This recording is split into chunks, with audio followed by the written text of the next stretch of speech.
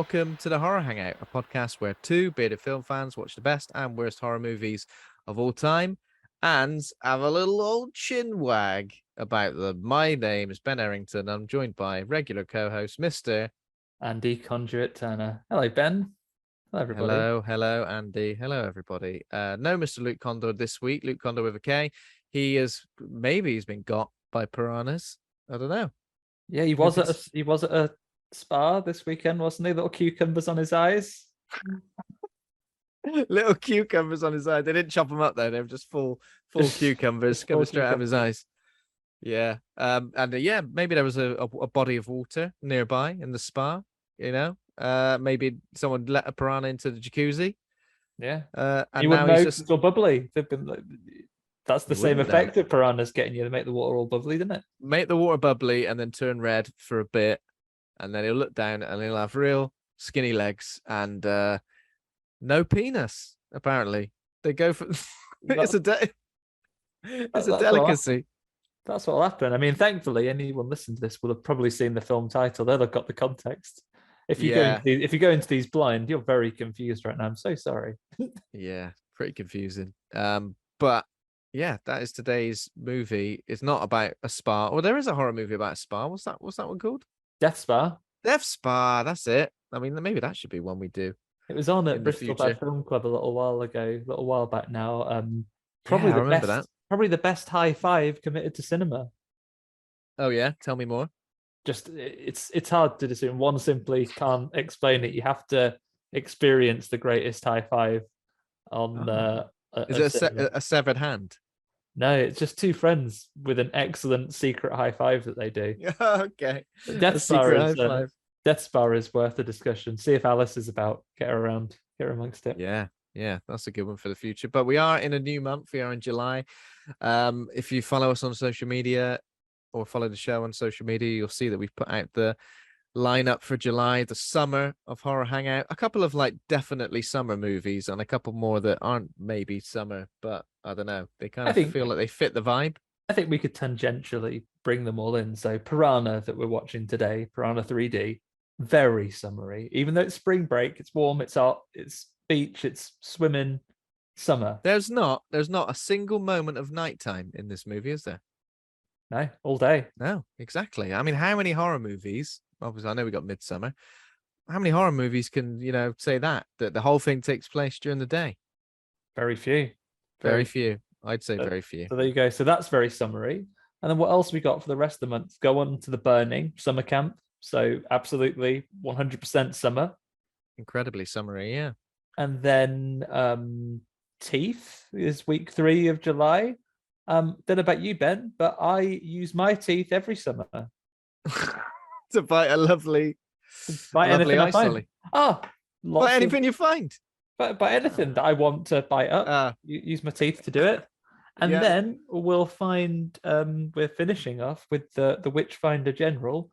You know, one of the seasons that Witchfinders in history used to experience in the linear passage through time they used to experience and go through? Summer, correct. Exactly. Yeah. Summer vibes. Witchfinders used to like burning witches, obviously, and burning things. It's quite hot, warm, muggy. You know, the fire, maybe. That's a summer thing. I don't know. Also, you want a campfire?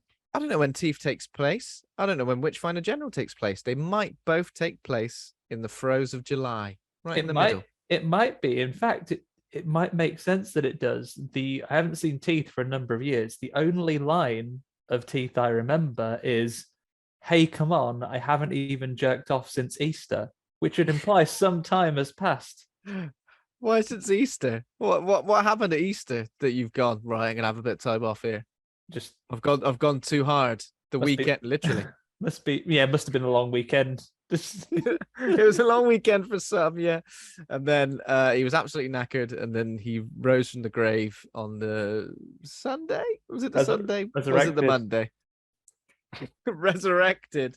I've been bloody resurrected. Come on, I haven't jerked off since Easter. I hope you haven't got any teeth in your vagina. Oh no. But that's another story for another time. In the meantime, we'll get into that. What's in the horror news, Ben? So horror news, starting with a rest in peace for the Shining actor Joe Turkel, has passed away at age 94, known to horror fans for his role as Lloyd the bartender in Stanley Kubrick's Shining. So yeah, he's passed away. So just give him a little rest in peace to one of the most iconic, probably the most iconic bartender in movies, definitely the most iconic bartender in horror, unless you can think of anybody else. Kate from Gremlins, Phoebe Kate. Yeah. So yeah. it's a small podium though. It's a tiny podium, but obviously Joe Turkel is at the very top of it. Very top of it. What other bartenders? There's no other bartenders in horror, really. Probably. What about Tom Cruise in Cocktail? The bartenders in Coyote Ugly. You're gonna say? No. Dust Till Dawn. There's bartenders there, but some of them are bad. Bloody vampires. Some of them are very bad. Did you know? Almost 250 episodes. We've never done From Dusk Till Dawn. Have we not? Put that on a spreadsheet. Get that on a spreadsheet. The never-ending, ever-growing spreadsheet. The eternal list of horror. We'll have to get that. I'm so surprised you've not done that one already. Yeah, I know. There's a few that have like slipped through the net, the big casting net. Obviously, we used to. We're very organized these days where we plan months ahead, but we used to just go, what do we fancy next week? I don't know. Let's just do this. But now we've got a spreadsheet, so we'll add it to that. Throw it on there. Yeah. What other news have we got? So Salem's Lot, the tie-in edition of Stephen King's novel, gives us the first tease of the upcoming remake. There's an image doing the rounds. Apparently it's like it's a new cover for the book. So the first view of what the movie's going to look like is this cover of the book, one of the now a major motion picture, and it's just like a big sign, welcome to Salem's Lot, characters looking ominously over a foggy town. There's a house, obviously set in Maine, Stephen King. Yeah, so this is the first look, and apparently this is coming out this year. I don't know if we've got a release date though, but the book seems to be hitting shelves on August the 2nd. So I don't think the marketing campaign's even started, has it? I don't think I've seen anything else for it. I've seen very little about it. I was aware that it was coming, but I don't think I've seen very much yet. I'll Google it now, and there'll be a trailer, 3 trailers. Free fan-made trailers. Do you ever fall for fan-made trailers? Oh, in the past, but it's been a while because I watched less trailers now in general. Yeah. That's true. Yeah, my mum sent me a trailer to something the other day. I'm like, that's definitely fan made. And she was like, no. I'm like, well, it's all bits from different films. Come on. Don't mug yourself off. Ben, this is Gremlins 3 that came out in 1989. No, it isn't long. Yeah. And talking of trailers, we have also got the trailer for Hocus Pocus 2, a teaser trailer. Again, just like you, well, maybe we're not the best people to be talking about it now, so I didn't watch it. But how are you feeling about this? 29 years since the original Hocus Pocus. I feel like this has been one of those sequels that's been like rumored for longer than any other sequel. And talking of fake trailers and fake movie posters, I've seen so many of those shared over the last probably 10 years that it's been getting on my nerves. So I'm kind of relieved to see that it's actually happening. So that people finally here. Shut up about it. You got a lot of fondness for Hocus Pocus? Ben? Yeah, I like Hocus Pocus. I think it was one of those films that was playing a lot in my household growing up. I didn't live in a cinema. It was just a house, and the VHS. My sister used to like watching it, so it was on a lot. And then I think perhaps I went to a anniversary screening at the cinema as well at some point. I can't remember when that was. Maybe like a 20-year screening. What would that have been? 2013, possibly. Yeah. So I'll look forward to it. It's coming out on Disney Plus, isn't it? 30th of September. So you got a whole bloody month to get amongst it, get and watch it in time for Halloween. Get amongst it. Is that a film we could cover on this show? Is it horror enough? Is it? Oh, I don't know. Maybe we'll see when it gets a little bit closer. Also, it's very difficult to do what will be a family spooky movie at the spookiest time of year. Yeah, I do like it. I think it what did it do? It introduced me to a lot of things. I think it made me fancy Sarah Michelle Gellar. No, not Sarah Michelle Gellar. Sarah Jessica Parker. Sarah Jessica Parker. Bloody triple-barreled Sarahs. Yeah. So you mentioned Sarah Jessica Parker. Yeah, I think that yeah. And maybe Bette Midler a little bit as well. Not really, but maybe. So yeah, let's see what happens. I'm assuming it's just the witches who are back. I don't think it's Thora Birch and the kids. I don't know. Hocus Pocus is one that kind of passed me by. I remember seeing it on Disney VHSs, saying, "Oh, there's a film called Hocus Pocus," and wanting to watch it. And then when we finally got round to it being on TV, was distracted by something else and maybe only half watched it. My sister was dead into it, and never really sought it back out. Maybe I'm missing out. Maybe I'll watch it in preparation to do. It's a good sort of family-friendly movie. It's got Doug Jones in it as well as a zombie dude. So I don't know if he'll be back in it as well. Yeah, sorry, you asked me what my history of Hocus Pocus is, and I completely forgot to ask you back. That's right. Didn't have any. Incredibly rude of me. When someone goes, "What do you do for a job?" and you tell them, and then they go, "All right, I'll see you. See you later. Oh, that's my bus. Bye." Speaking of which, I'm going to do that job now. Bye. I'll have to do it. You'll never know. Okay, so that's pretty much it for the news this week. I didn't really see anything else of note, unless you've seen anything that's caught your eye. Not in the news this week. No. Not in the news. One of those horror news light weeks. Apart from I was about to move on to the main. What's going on? I'm all over the place. Luke's absence. What you've been watching? He's the guiding hand that steers the ship. Luke's absence is really affecting me. Usually, I think I can deal with it. Something about it today. I've got a bit of a foggy old brain. So maybe it's because we only knew he couldn't make it this morning, so we haven't had time. We haven't had time to mentally prepare for that kind of absence. I like to psych myself up for at least 24 hours, to step into Luke's tiny shoes. don't know what size feet he is. So yeah, what we've been watching. I guess we've seen the finale to. Yeah, I think we'll talk the main event.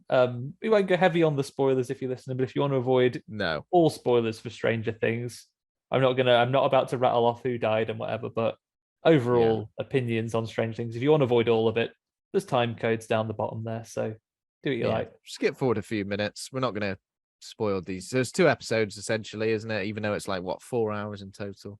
Yeah. Volume 2. I always feel like, is there any point calling it Volume 2? Should have still just called it Stranger Things 4. Here's the rest of them. Maybe, I don't know. The last bit. As a completionist, it makes me feel a bit weird. Have you seen Stranger Things 4, Volume 1 and Volume 2? What? Baffling. I'm confused. There's only going to be a couple of months while it's difficult though, because have you seen Stranger Things 4? The first bit, but not the last bit. Yeah. Give it a few weeks. You've either seen it or not, so you're fine. Yeah. Okay. And it's a couple of years until Stranger Things Things 5, right? I think they've said there's an outside chance it could be the end of next year, but it's more likely to be 2024. Because this season took a long time to arrive, didn't it? Because COVID. Because COVID, but also have they filmed certain bits? Because these kids are getting into middle age right now. It's getting to a point where I'm like, hang on a minute, they're more of an adult than me. How are they going to look in season 5? Is Dustin going to have a beard? Haven't they? They've had that burst of growing. Now, hopefully, they shouldn't age that much more rapidly. It's not like Finn Wolfhard's going to be like, "Oh, I'm 40 now. I've got to watch my back." It always happens though. When someone you've grown up watching, for example, and then suddenly you find out how old they're, like, hang on a minute, I thought they were the same age as me. How have they got 20 years ahead of me? What's going on? Crazy. Yeah, especially when they're famous as a child. I went from Macaulay Culkin being slightly older than me to now he's still a little boy and I'm an adult. He's still a little boy. So I guess Stranger Things 2 hours. Did you do it all in one sitting? We did it in 2. So we did one on the Friday night and then the other one we did on the Saturday evening. It was good though. It's really good. Like I say, no spoilers. It's good, compelling TV, and I think it's a nice thing to be actually in it, watching it when it's come out and everyone's excited about it. Like, I was talking to my team at work today and everyone had watched it over the weekend and we were comparing like what we thought of the various bits of it.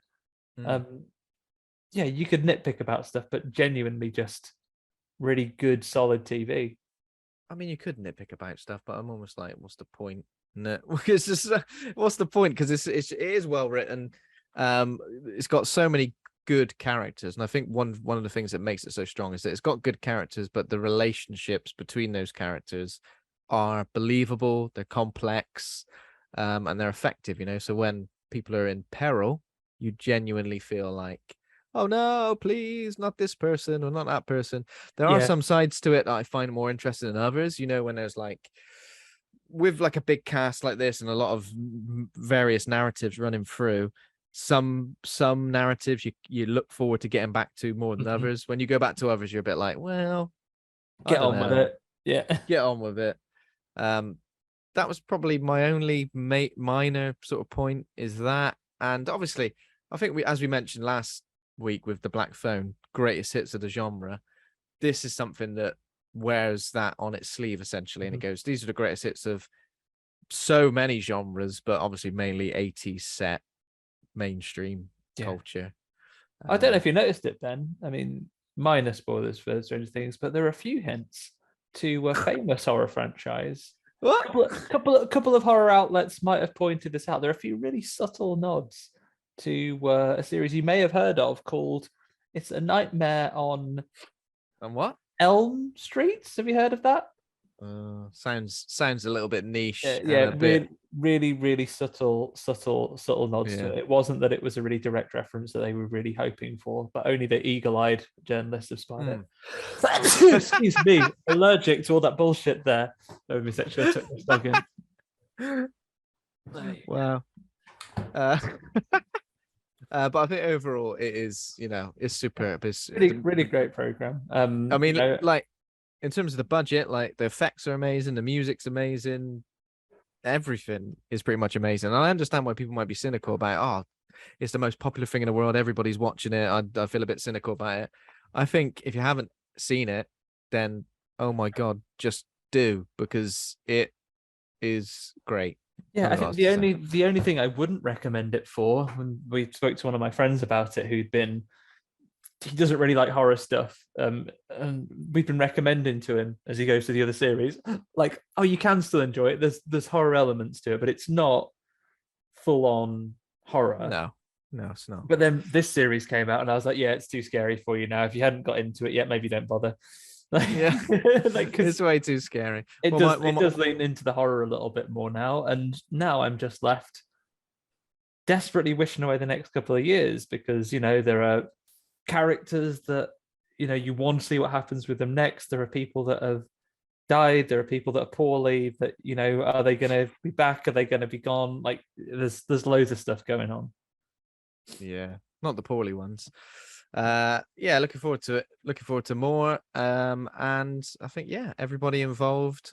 It's great to see everybody's careers taking off as well and becoming movie stars and all that thing. Is all very exciting, very interesting, and probably, I won't spoil it, but there is a particular scene, obviously, and I know people are going to discuss it as their favorite scene from the last couple of episodes, but it didn't disappoint. I kind of thought this is coming up, something's going to happen, and when it arrived, I was like, yeah, that's pretty rad.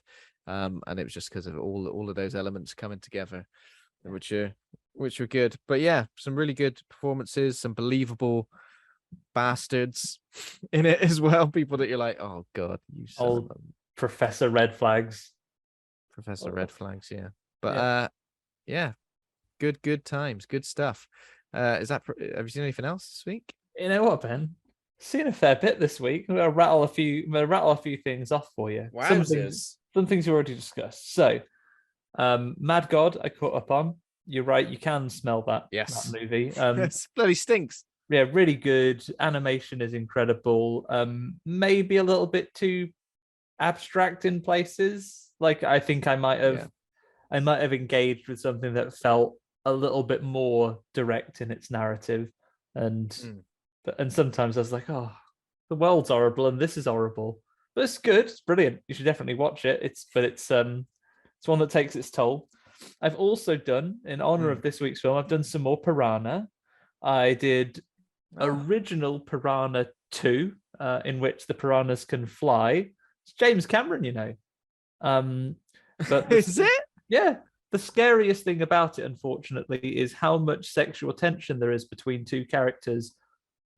There is a bit where the character in an early scene, jumps onto this woman's bed, and he's caught a fish, and he's putting this fish in her face, and then they sort of tussle and roll about on the bed a little bit and like really get face to face. Mother and son in the film. It is James Cameron. Honestly, the sexual tension between those two characters, is overshadows any threat of fish flying. James Cameron pre-Terminator, 2 years before Terminator, he made this Piranha 2: The Spawning. I've not seen it. Yeah, I also watched Piranha 3 Double D that follows on from this one. A little bit of a drop off in quality. We'll come to that later. Other than that, I've been rattling through some more of the Paranormal Activity series. I'm as far as the marked ones now. So Toby versus all those other things. Toby versus the pool robot. Toby versus Teddy Ruxpin. Toby versus Xbox Connect. And now Toby's doing it again, this time with portals. Loves a good portal, doesn't he? Yeah, Doctor Strange. Toby's all amongst it. So I've got 2 more Tobys to do. I've got the last Toby I saw at the cinema and the new one that I haven't seen yet. Got to catch up with that. And then I did a couple of new films that I'd not heard of before that I'd actually like to recommend. The first one is Revealer. It's come out on Shudder just this last week or so. It's directed by a chap called Luke, like our Luke, but different, Luke Boyce with a B. And it's for the most part, it's like a one location piece. It does spread out a little bit later, but it's got it's set in 1980s Chicago. If you fancy a bit of 80s after Stranger Things, what a time. 1980s Chicago, except bloody apocalypse, Armageddon comes along and happens. And rude. 2 women are stuck together in a stripper, in a peep show booth. And it is one woman who is a stripper and one who is like an evangelical religious protester outside the shop that's in How'd she get there? Oh, she nipped in when the Armageddon started. Oh, I see. Oh, that's what happens. Oh, what are you in here for? Oh, just because there's an Armageddon outside. I was outside. I was outside booing, and then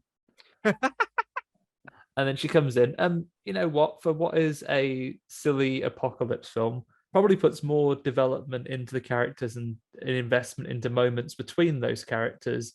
And you know how society these days is polarized. Then a lot of other films with bigger budgets have tried to do or have done less successfully. It's worth a watch, and it's all neon drenched and has some good killer lines as well. I think both of the leads are very good. Be good to see more from this team. It's really good. Yeah, it looks like both of the leads haven't been in anything else. Yeah, I think it's both of their feature debuts. I think so. Yeah, I think we'll see both of more of them. I think they're both really solid performances. I also saw just a couple left. Then don't you worry. I also saw something called Vicious Fun. It's a film from a couple of years ago. It is about standard nice guy. He's a roommate. He's got a crush on his female roommate who is non-reciprocated. She's gone out with some sleazy guy. He follows the guy to a bar to see what he's really like and what he's up to and what he has that he doesn't. And through a number of circumstances, finds himself in like an AA circle, like an AA meeting, but it is for serial killers, and they're all talking about the murders that they've done. Yeah, classic. It's funny, nice bit of horror comedy, over the top gore. It's good. It's a good shout. It's a good laugh. And then finally, been playing a bit more of The Quarry. Oh yeah, shit is getting real in The Quarry right now. There are ghoulies running about in the forest. It's really good. Full review when I finished it, but really, really good production, really enjoyable. If you liked Until Dawn, so I like it, but it's a different one. Yeah, I will get around to that one eventually. I do like the look of it. Wow, quite That's a it. busy, Quite a busy, intense week for you. busy watching week. How about you? Only a couple of things additional this week to Stranger Things. I watched, after watching the found footage phenomenon documentary on Shudder, a couple of films that I hadn't seen before jumped out at me, so I thought I'd go and watch both of those. So I watched the McPherson tape, which is like the 1989 birthday party becomes alien invasion movie, which was very shaky, incredibly shaky. You know, it's thought of as one of the founding fathers of found footage movies. Yeah. I guess you had Cannibal Holocaust before this, which you would consider that as well. But I guess this was the one which was like, hey, put that camera down. Why are you still filming? Oh, I've got to document this. That's apparently the first instance of that.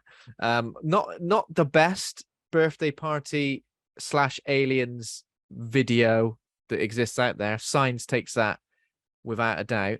Yeah. In terms of the most effective. Looks a bit silly, I guess, the aliens in this, and the characters are a lot of shouting. And you know, you feel like at a birthday party, they give the kids ice cream and jelly before you know it, people are shouting. Sort of bloody adults shouting in this one.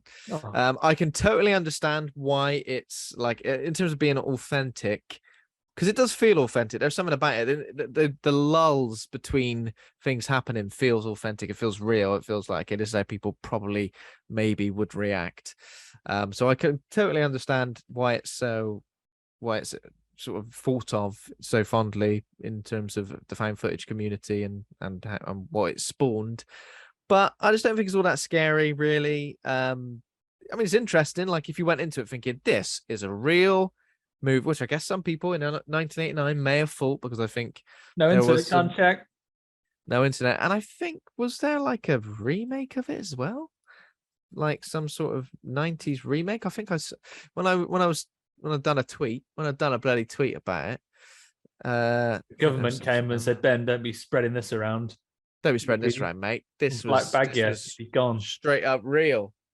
So yeah, it was all right. It was an interesting sort of watch, especially, you know, as someone who's been exposed to so much found footage, like an unbelievable wealth of found footage. Sometimes it's nice to go back, and obviously a lot of people think of Blair Witch Project as being the first one to do it, and it's interesting to see that things came before, you know. And if I was going to get into a conversation about found footage, I probably would have gone, well, there's Cannibal Holocaust, but there was Blair Witch Project, wasn't it? Forgetting this. So yeah, that's interesting though. And funnily enough, though, as you say about it being about the lulls, I've noticed that recently going back through Paranormal Activity, and obviously the first one of those is decades on from the McPherson tapes. But yeah, you notice as that series progresses, one of the notable things in the early entry was that downtime. There's a great deal of time where it's quite benign and nothing really happens, and even on some of those scenes that you just got really lots of stillness and quiet. Whereas as that series has progressed, particularly watching them back to back, even the ones that are still more kind of authentic found footage in their design, you see the hand of filmmakers and studios cutting things and thinking about pacing and really taking that negative space out of it. You know, those quiet moments. There is definitely a push for it to be more punchy and active all the time. Yeah. So there was that, and I also watched. So this one's, I guess, a lot of people still call it found footage. It's more like a sort of mockumentary, I guess. A movie called Man Bites Dog, which is a French sort of mockumentary about a serial killer. This film crew are following him around saying, oh, you're a serial killer, are you? How'd you go about it then? And he's sort of talking and obviously he's talking to film crew through it, but eventually they become complicit in his crimes. It's a bit of a black comedy, like kind of the matter-of-fact way that he talks about these crimes he's committing. And it's also like a bit of a social commentary as well. The way he's talking about, and he's a bit of a, well, he is a serial killer, so he is a bit of a bastard. He is a bastard, but he's also like a big. He's also a big horrible fascist and a bit of an annoying twat who just every word that comes out of his mouth, like he thinks he knows what's what, and the things he's doing are sort of good for society in a way.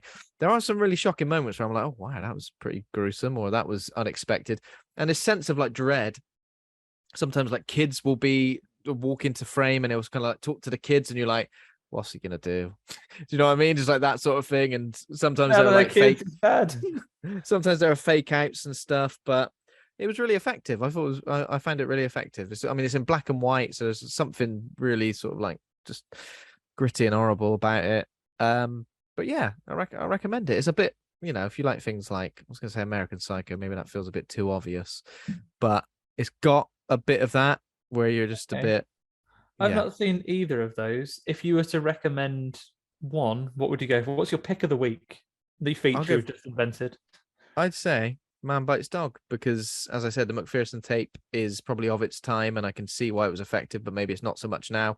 Whereas Man Bites Dog, it is still effective. Like, it was still making me feel like a bit tense and being a bit like, oh, what's he gonna bloody do? Don't kill someone. He kind of talks you through the audience about his kills and like how he goes about them and how he gets rid of bodies and what he does to pick out his victims and stuff. So it was it's as far as I'm aware, it's like got pretty much zero budget, and it is effective, and everybody involved, victims and the killer as well, they are believable. Some would say it's like a bit one note, because I guess he's going, never guess what, I'm a serial killer, here's how I kill someone, and then it's like that over and over and over again. Okay, which is fine, but it might be one note, but if you enjoy that note, then it's fairly interesting. Sounds good. Give it a go. I'll make my pick of the week then. Revealer, that was fun, and it's new, and you should support the people behind it, because then they can do more cool stuff. Yeah, that sounds good. I think I'll give it a watch on Shudder maybe this week as well. Yeah. I saw it released, but part of me was hoping that maybe you or Luke had seen it. So there we go. Got stuck in. So looking at the film, and amongst all of that, we still had time. Film of the week, Piranha. Well, you say that, but I was nowhere near as involved as you this week. Really rattling through things. It's been raining. Yeah, it's been raining. Well, yeah. Oh, dude, I do love that though. I do love a movie day when it's raining outside. Perfect. What's that? The dog needs a walk. Nah, come on, stick on Piranha Double D. That's what we need to do. So yeah, this week's film is Piranha 3D. But neither of us watched it in 3D though. That'd be silly. This time I watched it in the regular number of television dimensions. I used to have it on DVD that had 3D glasses for a normal non-3D TV. So I have watched it in 3D more than once. Did you see it at the cinema in 3D? I did see it at the cinema in 3D. I don't remember. I don't know if I did. It's one of those films where I'm like, I've seen this a lot, because I remember so many things about it. I'm like, I'm really familiar with it, but I don't think I saw it at the cinema. Okay, so if you had seen it at the cinema in 3D, Ben, I don't think you'd remember. I don't think you forget a sort of bitten off, floating, three-dimensional retroscopic penis floating towards you in the cinema. If you see that, then that's with you forever. That's your final memory. Yeah, it's there. Sticks with you for life. Okay, so Piranha 3D, or just Piranha if you're watching it in all the regular dimensions, is a 2010 American 3D horror comedy film. 3D, maybe 3D. Serves as a loose remake of the comedy horror film Piranha from 1978. During a spring break on Lake Victoria, a popular waterside resort, an underground tremor releases hundreds of prehistoric carnivorous piranhas into the lake. And then chaos ensues. Things getting bitten off. Plenty of things getting bitten off.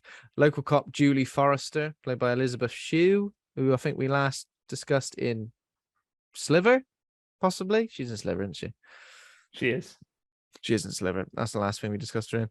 Joins forces with a band of unlikely strangers. I don't know if I'd describe it as that. It's just, well, there we go. I distinctly remember Christopher Lloyd being in this far more. Yeah. So Jerry O'Connell. Directed by Alexandre Aja, who, we've covered several. We've covered Crawl on this podcast. We've covered Hills Have Eyes remake, possibly, or did we do the original? I'm not sure if we've done the remake or not. It's been so long. Good If we haven't done the point. remake, we should, because it's got Pyro from X-Men in it, and he Yeah. has enough, and then he sorts out those mutants. It is a good remake, and also High Tension, the French slasher, which is good. We've not covered that on the podcast. But yeah, then there was a sequel, Piranha 3DD, which the title doesn't relate to the dimensions you watch the movie in at all. No, what it relates to the dimensions of the boobs that the film is mostly about. Yeah. Although, you can't just tar everyone with the same brush and say double D. Bra sizes are it can be complex, you can't just go saying everyone's double D. Maybe everyone involved was double D, and that was a stipulation before they were cast. If you're going to star in a film called Piranha 3 Double D, you have to back it up with something. But yeah, and this is like a B movie, isn't it? Like, it sits somewhere between, like, one of the reviews I'll read out in a minute. We'll sort of describe this. In fact, we'll go to the reviews. So just a couple of choice reviews. Then while you get those ready, I have to issue a small correction, otherwise we'll get tweets. Elisabeth Shue is not in fact in Slither, because that is someone else. We last saw Elisabeth Shue in Link, of course. Oh yeah, why did I think she was in Sliver? That's someone else whose name escapes me now. I'm on the spot, but someone else called Elisabeth Shue. It's not. It's the lady from Pitch Perfect who's the commentator, and she's a director. And oh yeah, Link, of course. But yeah, to be fair, Link and Hollowman. Hollowman. Why did I think she was in Sliver? That's weird. I'm not operating at 100% of my brain capacity today. I will be honest. I'm feeling a little bit dodgy. That's Elizabeth Banks. There we go. Thank goodness. To be fair, though, try and picture them both in your head at the same time. Tough. Both Elizabeths, both similar facial structure. I'd say similar age, same age maybe. Have you ever seen them at the same place at the same time? Is this a Clark Kent Superman thing all over again? Sounds like it, doesn't it? Right. Oh, actually, there's 10 years. There's 10 years between their ages. Have a guess who's older. Elizabeth Shue, slightly older. Correct. Thank you. Imagine I got that wrong. I'm so sorry, Elizabeth. Thanks. So what I'm doing there is I'm trying to say that the major error I made, I'm trying to make excuses for it. So I'm sorry, but yeah. If anyone stopped listening to the podcast at the exact minute, went away to watch Sliver, realized it was Elizabeth Banks, they'll forever think of me in their head as an imbecile, which is fine. I can live with it. So yeah, this film on IMDb is rated 5.5, 2.4 on Letterboxd. So that's obviously slightly lower. Rotten Tomatoes, 74% critic score. That's pretty high. 43% audience. It feels like it's one of those that would be the other way around. Yeah. In terms of critics and audience. Maybe that's timing, because I feel like maybe the CG has aged in some areas, so maybe if people have come to it later, they'd bin it for that. Yeah. Well, so a couple of choice reviews from Letterboxd. Derek Carter says, this is the best sci-fi channel movie that ever hit theaters. And I guess what I was going to say is it feels like it sits somewhere between a sci-fi channel monster movie and a theatrical B movie, doesn't it? The finale rivals Peter Jackson's Dead Alive for sheer batshit insane, over the top gorefest absurdity. 3.5 stars. Jack Woodcock says needs more boobs, but he's rated at 4 stars. Oh, Jack. Jack. Have some time on your own. And Libby says, I like the part with the piranhas, 2 stars.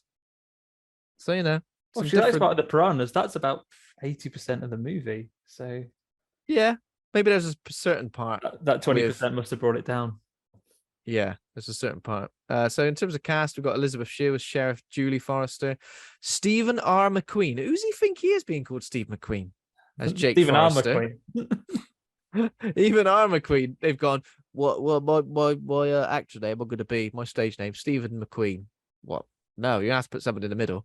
R. McQueen. Okay. And his middle name is? What do you reckon? Richard. You'll never get it. Chadwick. That's an R. What's he done? Stephen C. McQueen, and someone was like, "Nah, just don't." That's quite taken, work. mate. Yeah. Adam Scott is in it, which I was surprised to see Adam Scott in Adam this. Scott is like an action star in this. Yeah, Jerry O'Connell as well. And horror fans will recognize him from Scream 2. People of a particular age remember him as Quinn from Sliders. Oh yeah, but interesting fact here: his character name in Scream, his name is Derek. His name in this film, also Derek. Loves a Derek. Loves a Derek. Loves a Derek. Also, any British listeners will have recognized Kelly Brook. So famous in the UK as like a glamour model slash Big breakfast host. Big breakfast host, yeah, and she was in like other reality TV shows as well. So yeah, and she's got quite a substantial role in this film. Ving Rhames is also in it. Again, I was surprised to see Ving Rhames. Couldn't remember him being in this, but there we go. He always turns up. This was a little bit late. He was having a good run in horror, especially horror remakes around about this point in time. And then some smaller roles for Christopher Lloyd and, of course, Richard Dreyfuss in the opening scene, which was very exciting to see. And obviously, if you're a fan of a certain song in Jules, not the main theme, a certain song that is sung, it gets a refrain in this opening scene as well, which was a nice touch, seeing as this is a water-based angry predator. Although, by numbers, sharks kill far less people than hippos, I think. And that's true, isn't it? Yeah. Or just drinking at sea. Just the alcohol get you, the sun. The alcohol get you, you fall in, you sink to the bottom, that's it, you're dead. So what? I think you've nailed it, Ben, with the overall description. I think you can't really put it better that this is it is at its heart a B movie. And I can articulate this much. It's a B movie with possibly the most star-studded cast of a B movie ever. Like all of these huge names in this B movie. What I find it hard, and I think what is more art than science here, is that this leans so hard into the excesses of a B movie. I think it would have been very easy to look at this now with eyes of the 2020s and be like, oh God, this is terrible and this isn't right anymore. And this is, this film is entirely cancelled in the terrible cancel culture that we live in today. But there's something about it, even though it is at its heart, I imagine, you could argue incredibly exploitative, incredibly male gazy, incredibly over the top in its gore and its excesses and its things like that. But it feels like it is done with genuine good humor. And it feels like, I could be wrong, you could read behind the scenes and it's like, oh my God, this is terrible. But it feels like they had a lot of fun making it. And it feels that it's got that lightheartedness and it never took itself so seriously. And it's got that caricatural level about it that I think that's why enjoyable.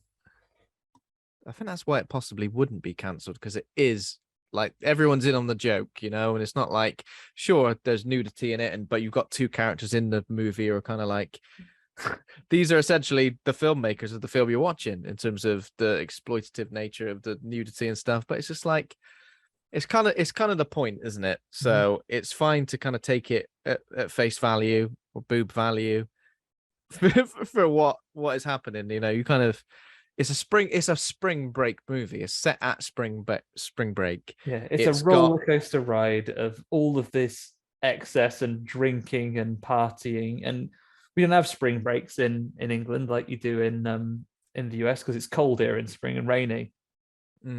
Yeah, and what lake would we go to? Chew Valley Lake. Yeah, which is very nice. It's lovely, yeah. You go for a lovely walk. Tell you what, best fish and chips in the country at Chew Valley Lake, I'd say. Oh, and they're pretty good, yeah. They are really, really good. But no drinking, nudity, partying. Yeah, none of that. No wakeboarding with your top off and slamming beers and Jerry O'Connell going absolutely coke mad. None of that. None of that. Absolutely none of that. But yeah, I find it's not, it just feels like one of those films. It's like, yeah, sure, it's of its time. And talking about 2010 as of its time is kind of mad, but it was a pretty mad time for like horror cinema as well, wasn't it?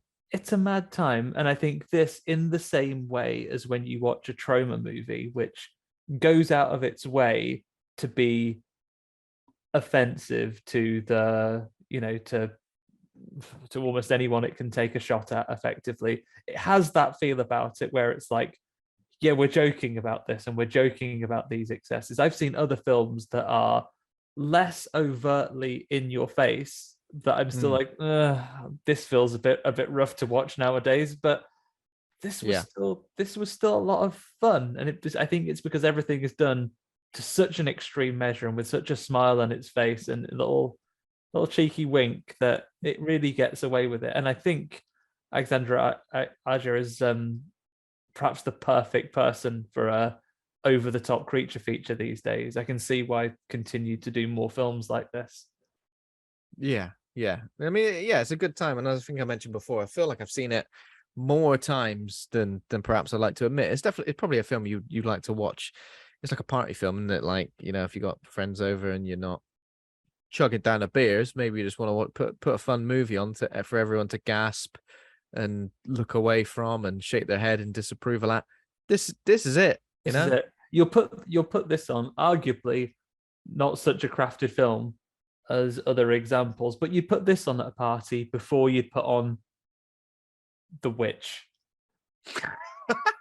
Well, yeah, that's true. I don't know what you're like at a party. All that banging on about Jesus and loving him enough put you right off. It's got the same level of nudity though by the end. That's similar, but worse weather. But it's the thing, like if you were going to go, let's stick on Sharknado, like what you know about that is that it's naff and probably too naff to be actually entertaining because it is that sci-fi channel B movie level. Whereas this, at least it's got, Ving Rhames there with a shotgun. Marks of quality about this. You've got ageless wonder Christopher Lloyd, who's just been that same age since forever. Since the beginning of forever. Yep. Pretty much. And that's the thing. And obviously Richard Dreyfuss in the opening scene, seeing these faces just gives it that. And it does lean heavily into like Jules. Of course, we've got everyone going back in the water regardless. We've got spring break essentially being a big pool for tourists. Well, not so tourists, they won't close they won't close the lake. Loads of stuff like that, and even though I wouldn't say it's not as like actually scary as Jules because for obvious reasons, and also like the CGI does look a bit. Yeah, the CGI is the only thing that's really dated. Some of the practical stuff is still really good. Yeah. Definitely. Well, it's mainly injuries, isn't it? The practical stuff. People being turned into just skeletons. People being turned into skeletons. Immediately turned into skeletons. But yeah, it's effective. Am I going to watch it again anytime soon? Probably not on my own, like I did this time, but I would quite easily stick it on tomorrow with a group of friends, and enjoy it. You could just get by it again, and I feel like my wife Karen doesn't always watch my horror hangout movies with me. Told her it was Piranha this week, and she was like, "Oh, stick it on. I'll watch that with you," because she's seen it before and she would happily watch it again. And Karen is a person that almost never watches a movie a second time. There are like 2 movies that she'll watch on multiple occasions. Otherwise, it's like seen that, done, completed it, mate. I know what you mean now. I think like probably 90% of maybe not 90%, but a decent percentage of movies that I watch per month are new watches. Yeah, it's rare that it would be something I've seen before. But I'd stick this on again, like you say, and just you've got people around. You want a bit of fun in the background. Yeah, because I actually think I've watched Sharknado in like haha. There's a group of us who watched Sharknado, never seen it before, haha, and it wasn't fun. It was just a bit like, oh, for God's sake, come on. Oh, that's very silly, isn't it? Yeah, all right, turn it off. Yeah, get Piranha on. Maybe I'll have to give Piranha 3DD a watch then, just in the background possibly. Yeah, it's a good background watch. Diminished returns on what you get from this, but it's got some It's got some fun moments. Serious summer vibes as well, you know. It's lovely weather out there. People have got sun cream on their nose, which makes you got your zinc on your nose yet? Got to take this stuff seriously, you know. I mean, you can have a summer movie, but if people are taking a piss in the sun and not protecting themselves, then it'll be a horror in more ways than one, you know. It's the long-term horrors that, you know, at least if the piranhas get you, that's just all done. It's not the it's all done. It's only a few minutes. Few moments of pure agony. Not the agonizing pain of long-term skin damage. Sun lotion up, guys. Factor 50. Stay out of the sun in the hottest days. Look at your UV exposure. Stay out of the sun, and you know, if there is the potential of a piranha attack, stay out of the water as well. You know, even though where are piranhas? Just in South America? Is that me? Depends where there's underground lakes, Ben. If any tapped in, they could be anywhere in the world. Yeah, I think I went for a weird... guess if the world is hollow, like in those King Kong movies, they could swim about. Yeah, that's true. I did go through a phase where I think piranhas were on the precipice of my worries in life. Like around about the same time I was worried about rabies and quicksand. I'd say quicksand, rabies, piranhas and like tremors things being under the ground. Yeah, a great white shark being in a swimming pool. Yeah. You were swimming along. A lion learning how to ride a bike. Wait, what? Wait, what? A lion learning how to ride a bike. Get you. Get you, yeah. No, on foot, you'd be able to outrun it. But if you had a bike, but if the lion also had a bike. You'd be screwed, wouldn't you? You'd be absolutely screwed. Yeah, piranhas. Like, I was always a bit worried about like any sort of freshwater, you know, wild swimming or anything. I'd have some. No, I wouldn't want to get involved. Piranhas in there. Could be piranhas in there, or it could be that fish that swims up the warm stream of your urine if you have a wee in the water. Some people do, and go straight into your urethra, and then explodes your genitals. Explode out like a little stickleback. Yeah, that I think when I first heard about that was a serious worry I had for a few weeks. But I got over it, you know. I'm all right now. Just spend some time not free pissing into stagnant water, and you're fine. No, when you gotta go. That's the thing, isn't it? So how does this? So this movie starts off with a classic passing of the torch. Yeah, Richard Dreyfuss singing "Show Me the Way to Go." This is The Rock walking past. This is The Rock walking past Arnold Schwarzenegger in "Welcome to the Jungle" / "The Rundown," depending on your territory. And Arnold Schwarzenegger telling The Rock to have. This is a passing of the torch. Yeah, it's Richard Dreyfuss fishing, doing his classic little sing along, and he drops the piece of litter in the lake that breaks the camel's back. And it's a very, very. There's a lot of litter under the lake. There's plastic chairs, a load of nonsense. I'm not surprised there's been an earthquake if that's how it works. That's it. So basically, the bed of the lake is at maximum carrying capacity. If one more bit of litter falls on that, it's going to break. And it does. Buckaroo. What does he drop? Just a can of something? Just a tinny, yeah. He knocks the little tinny off the edge. Just a tinny. Fishing. What is it? What's he drinking? John Smith's. Is it non-branded lager, or is that an opportunity for them to have got something in there? If it had been the modern era, it'd be Rona's all day long, wouldn't it? Like the Fast and Furious franchise. He'd be sinking some ice cold heinies. Heinies. A lovely heine. It'd be Buddy Miller time where he is, but yeah. I don't know what brand it is. They obviously didn't pay enough, so he drops one. He drops one in there. It sinks to the bottom, and that's the piece of litter that broke the camel's back. And big earthquake happens, and the ground splits asunder and unleashes like a vortex of piranhas. Yeah, so first of all, it causes like a whirlpool of doom. And then all of your CGI ranas come swimming out. And how does he end up in the water? Slips. He's being well pulled about, isn't he? Yeah. And he's trying to restart the engine of his car, but he gets split. He's safe in a car. You can't get in. But he's in his. Why is this boat sinking? Oh, what you've done is you've got a metal boat with wheels on it. Yeah. They're good. It's one of them land boats.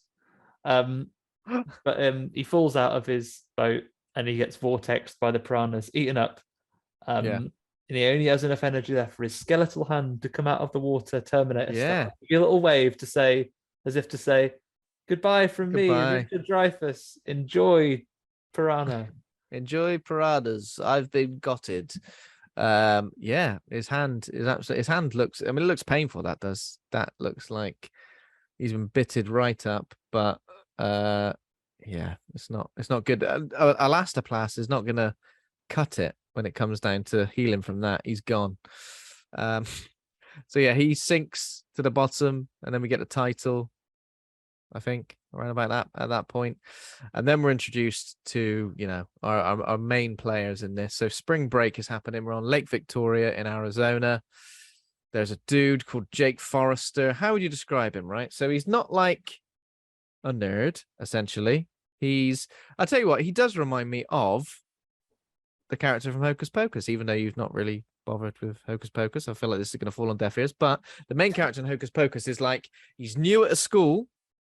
He's not a geek, but he's a new guy, and he fits in a bit, but not quite. But he's forever held back by having to look after his sibling, and obviously in this, siblings. So he can't be free to, Jake wants to get into all hijinks with the girl he's got his eye on, Kelly, who does seem to have a potential, possibly a boyfriend, maybe just a love interest. Just a doucher that's in an opening scene and then never again. Yeah, a douchebag. But he needs to look after his kids. So I think his siblings, because I think at one point he says, "Oh yeah, I'm busy tomorrow. Sorry, I got to look after the kids," because his mum is big time sheriff who's always busy, always at the house. Especially during spring break, because that's when loads of kids come pissing about in town, and you see the opening scene where some guy is getting a ticket for being a shit driver, and he's also had a drink. Says, right, I suggest you walk it off. And then the guy gets a little bit shitty. He's like, oh, I thought you take me in, sheriff. And she whips out the taser to his mate and says, you give me any shit, mate, you're gonna be pissing lightning bolts for a week. Her words, not mine. Oh yeah, I like that. And then because he says, oh, you look good in tan, because he's trying to hit on her. How rude. And she says, not tan, it's beige. You twat. Just get fucked, mate. I'm gonna zap you with this taser. So yeah, there's obviously loads of obnoxious teens about drinking up in the town. Poor Jake, who is just a normal person, not like a archetype of douchery, just wants to do normal things. But as you said, Ben, the true villain of this piece, Ben, it's not piranhas. It's not even littering. It's the extortionate cost of childcare. I knew you were going to say that. I knew you were going to say it. For a working single parent, do we hear about any another parent involved? No. So admirably, she's doing Sheriff Julie Forrester is doing the single parent job, but Jake, he's of age. How old is he? 17, 18, 17? Gotta be 17, 18. 17, 18. He talks about college, and Kelly has gone off to college, but he has not. He's being roped in to basically be, and even the kids say, "Oh, don't make him look after us. We're big and we can look after ourselves." Which is also admirable. They grow up so fast, don't they? They grow up so fast. They don't need a babysitter. They don't want Jake about. It's not because they're nice to him and want him to be able to live his life. No, don't like having him around either. He's between two worlds. Too old to be with the kids. Too young to be with the adults. He cramps their style. If anything, they want to go off on adventures. Go into islands, and having a right laugh. But yeah, after he's had a bit of a chat with Kelly, meets the boyfriend who's a bit of a knobhead, and then tips a drink on him. Like Kelly basically goes, "Oh, like he's got tickets to this thing. He's a really good DJ. He's a really good DJ, actually." And he's jockeying them discs. Actually, he's all right. And then he immediately proves her wrong. You think, oh, fucking hell, mate, I've just been saying you're all right. Is it him or is it his mate? Him and his mates. They like pull up in the car and immediately. Not normal behavior. The biggest dick thing in the world is you pull up to pick someone up and they just beep the horn. Yeah. Hurry up. Got places to be. Yeah. Anything, you're on holiday, mate. You're on island time now.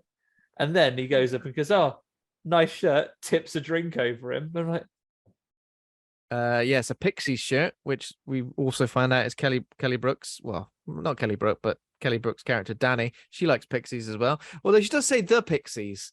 And it's one of those where I'm a bit like, I'm pretty sure it's pixies, but I think you're going to gatekeeper. You're going to be like, oh yeah, well, pixies, is it? What's your favourite 3 albums? Not single tracks, please. But I think we'll let her off. I think the Pixies still works because I think Smashing Pumpkins and the Smashing Pumpkins has gone back and forth a bit. Maybe I've got it wrong. Maybe I'm the wrong one all along. Kelly Brook's correct. I mean, mate, this podcast, is it Horror Hangout or the Horror Hangout? Welcome to the Horror Hangout. I think we say every episode. Welcome to the Horror Hangout. And I'm pretty sure it's Horror Hangout. I think Luke started that and we just let him get on with it. He's got a temper. Yes, he's like this boyfriend. You correct him once, you'll tip a drink over you. Even tell you what, Ben, even in this economy, where disposable income is at an all-time low and drinks are at an absolute premium, he tip a pint over you. What does he throw? He throws like a big slushy, a massive big. I tell you what, they were expensive in the 90s. Let alone 2010 in a holiday destination. Oh, you ain't going to see change from a $5. Extortion. You will not see change from a $5. He'll tip it over a guy, and poor Jake, he's going to have wasps after him. It's just like not normal behavior. I think with an adult, like when you look at these scenarios as an adult, you're like, that's not normal behavior. As a kid, you're a bit like, yeah, kids are bastards. But also, it's a total film bullies thing, or maybe it's a cultural thing. I feel like even the most meek and mild person in this country, if a bully tipped a slushy, you'd headbutt them in the face, right? Yeah, you'd be fuming. You would absolutely lose. Absolutely not. I'm not getting soaked. Getting soaked is really annoying. Like, especially like on a night out. You ever been soaked on a night out? Where someone's just like accidentally nudged into you and poured a pint down your back.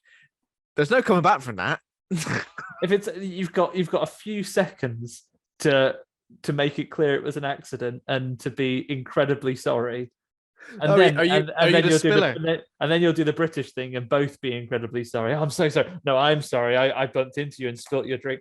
But if one person hasn't apologized, the red mist is going to descend. And if you're about 3 pints deep, I don't think it matters. I think you're automatically angry, regardless of whose fault it was. Fuck's sake! All the way down my. What is also annoying is, I'm sure we've all been there. I'm not sure which role you put yourself in there. I put myself in the role of being spilled on, but spilling a drink, right? Put yourself in this position. You've queued up ages to get beer. Ages. And you've just moved away with your beer, trying to get out of the hustle and bustle, trying to get out of the crowd. I bought a drink once, a pint. God, I think I was at a gig, queued for ages to get it. For some reason, my hand was way more lubricated than I realized. So as I was carrying it out, it's a plastic cup. It just slipped. It just completely slipped and was gone. In seconds, gone.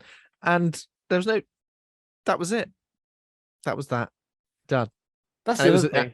Go to a gig, maybe I'm showing my age, or go to a gig and there'll be people dancing about and doing a bit of moshing up at the front. Depends on what you go to. You don't get this kind of behavior at Ed Sheehan, but anything else, people moshing and jumping about, and you'll see the beers going up in the air, and you think, oh yeah. I've just watched thousands of pounds at a venue. Yeah, just watching all this money fly into the air. You might as well be at Noel's house party in the little the booth with all the money flying around with all that beer, because it's insane. Oh God, just get it. Yeah, that's pretty bad. And also, if you're at usually a bigger gig, maybe an outside gig or a festival, when a pint gets thrown, and there's that moment where it hits you and it's a bit warm, and you're like, it was piss. Got to be piss. I'm not gonna smell it. I'm just gonna get on with my life. I'm just gonna remain here in this field. I've got as close as I'm gonna get to the stage. I'm just gonna stay here drenched in piss. Thanks. What Thanks, we're saying, world. Paid money to be here. Thanks, world. What we're saying is, throwing a drink, especially of that size, you got to really commit to that. You got to really hate the person to want to throw a drink. I personally, I don't think I've ever thrown a drink in someone's face. You see that a lot in films and TV shows, don't you? Like, I'm sick of you. Have a drink in your face. I've never done it. I guess it'd be a good power move. Would you buy a different drink if you're planning to throw it in someone's face? Yeah. What's the heaviest drink? Well, I think the one with the most staining potential. Yeah. That's a good. I'll have the house red, please. I'll have the house red because it'll be so. Dash it in their face. What's he wearing? He's got his brand new white Ben Sherman shirt on. His white FC UK t-shirt. Fucking hell, you bastard. Yeah. How shred do you think? Hey, Ben, I didn't think you drank red wine. No, I don't. Oh, what have you got planned? But I've heard you've been having a polite conversation with my girlfriend. No indication that you were flirting with her at all. In fact, you appear to be old friends of some sort. But I'm going to tip this on you. Yeah. How rude. But obviously it doesn't go well for him anyway. You know, he gets his in many ways, that life is on the up for Jake after this. He goes to pick up his sister from clarinet. Feels weird playing an instrument like clarinet in a hot climate. I don't know why. It feels like a cold weather instrument. So she plays clarinet. What's a hot weather instrument? Steel drums. I'm laughing because you're totally right. Just imagine walking down a high street at Christmas time and hearing someone play steel drums. Yeah, no, it'd take you right out of the situation. But they're hot country instruments. But yeah, she plays clarinet. I guess it is a lake rather than a tropical island. We'll let them have it. And she's got chatting to Kelly Brook of all people while she's waiting for her brother to pick her up. And obviously she's a little girl, so she can say things that anyone else wouldn't. So she's like, all right, I like your clarinet or whatever. And she's, oh, I like your boobs. She's like, yeah, thanks. And she goes, yeah, lots of people do like her. Stitches her brother up already, and little girl says, oh, my brother will be here in a minute. Oh, she'll like your boobs too. And then as soon as he arrives, she goes, all right, Jake, don't look at her boobs. And he's like, oh. It's like a bingo. It's like you got a bingo card. How many times can you mention Kelly Brook's boobs while she's on? I don't know if this was Kelly Brook's time of trying to be taken seriously as an actress, but is this doing anything for her? Mentioning her boobs. The first scene in cinema, mention her boobs 4 times. Yeah, she's having a bad time as a person trying to be taken seriously as an actor. Jake's having a bad time in character, just being bullied by not only horrible bullies but his own sister. I'm just checking. She's been in loads of stuff. She was in the Italian Job remake, Kelly Brook. She was in Juice Bigelow, European Gigolo. I've not seen that one. I know Rachel Stevens is in that too, though, right? Anyway, so she has a range of. I think she has a range of bras for M&S these days. She was also in 2012 Keith Lemon, the film. I think just the little bit. How did that ever happen? How did that ever happen? That's like there got to be what would be the cursed like trilogy of movies? Keith Lemon the film, Mrs. Brown's Boys the movie, and is there a Noel Edmonds one? Was there like a Little Britain's movie? Britain movie? Almost certainly. Well, then here we go. That's it. That's what hell would be, watching those films on repeat. Maybe they're good. Maybe Keith Lemon movies all right. Maybe we're being too judgmental. But Kelly Brook's here, and immediately people are. I mean, I guess especially of the era, it's what a lot of people knew her for. Apart from breakfast television, just light entertainment of a morning, have a little laugh with Johnny Vaughan. What a lovely time. But also having no clothes on in the newspaper. Yeah. Was she a newspaper model? Or was she more like an FHM? FHM, yeah. For Him magazine, is that right? Yeah. Nuts and Zoo. This is a FHM magazine. Doesn't exist anymore. Yeah. What a weird cultural throwback. There'll be generations of kids growing up now that won't know there was once an era of like magazines what were for men that would have a lot of adverts for clothes and cologne in them, and then an attractive famous lady in a bikini or less sometimes, and then advice from Vin Diesel about punching a guy in the face. Yeah, soft porn for like people from the age of 14 to 19 possibly.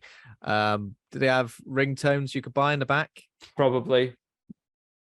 Yeah, you have to be that exact. You have to be that exact era of the exact era and age of people. If you are within the demographic where you could have paid for a ringtone, FHM was for you. Yeah, I think I saw a meme this week where it said, "This generation too old No, sorry, too young to be able to afford to buy a house, too old to become like a TikTok celebrity, the perfect age to have purchased a polyphonic ringtone for $1.99. Yep, absolutely. And that is devastatingly absolutely true of me. so yeah, I was very familiar with Kelly Brook from this period. Although by the time Piranha had come out, I had reached the age where I was comfortable by going to buy my FHM myself, rather than when I was a younger teenager and wanted to read FHM, despite it not being illegal, would get my friend who was a year older to go and get it for me. So I was too shy to go up to the person in the WH Smith. Oh, is this your favorite magazine? Is it? Well, I'm just buying it for a mate. Interested in women and fashion, are you, young man? No, not at all. Your mate would have had to say, "I'm buying it for a mate," which was totally true, but would have seemed like the absolute most obvious lie in the history. This was I've just seen this as I'm scrolling up. This was distributed by the Weinstein Company as well.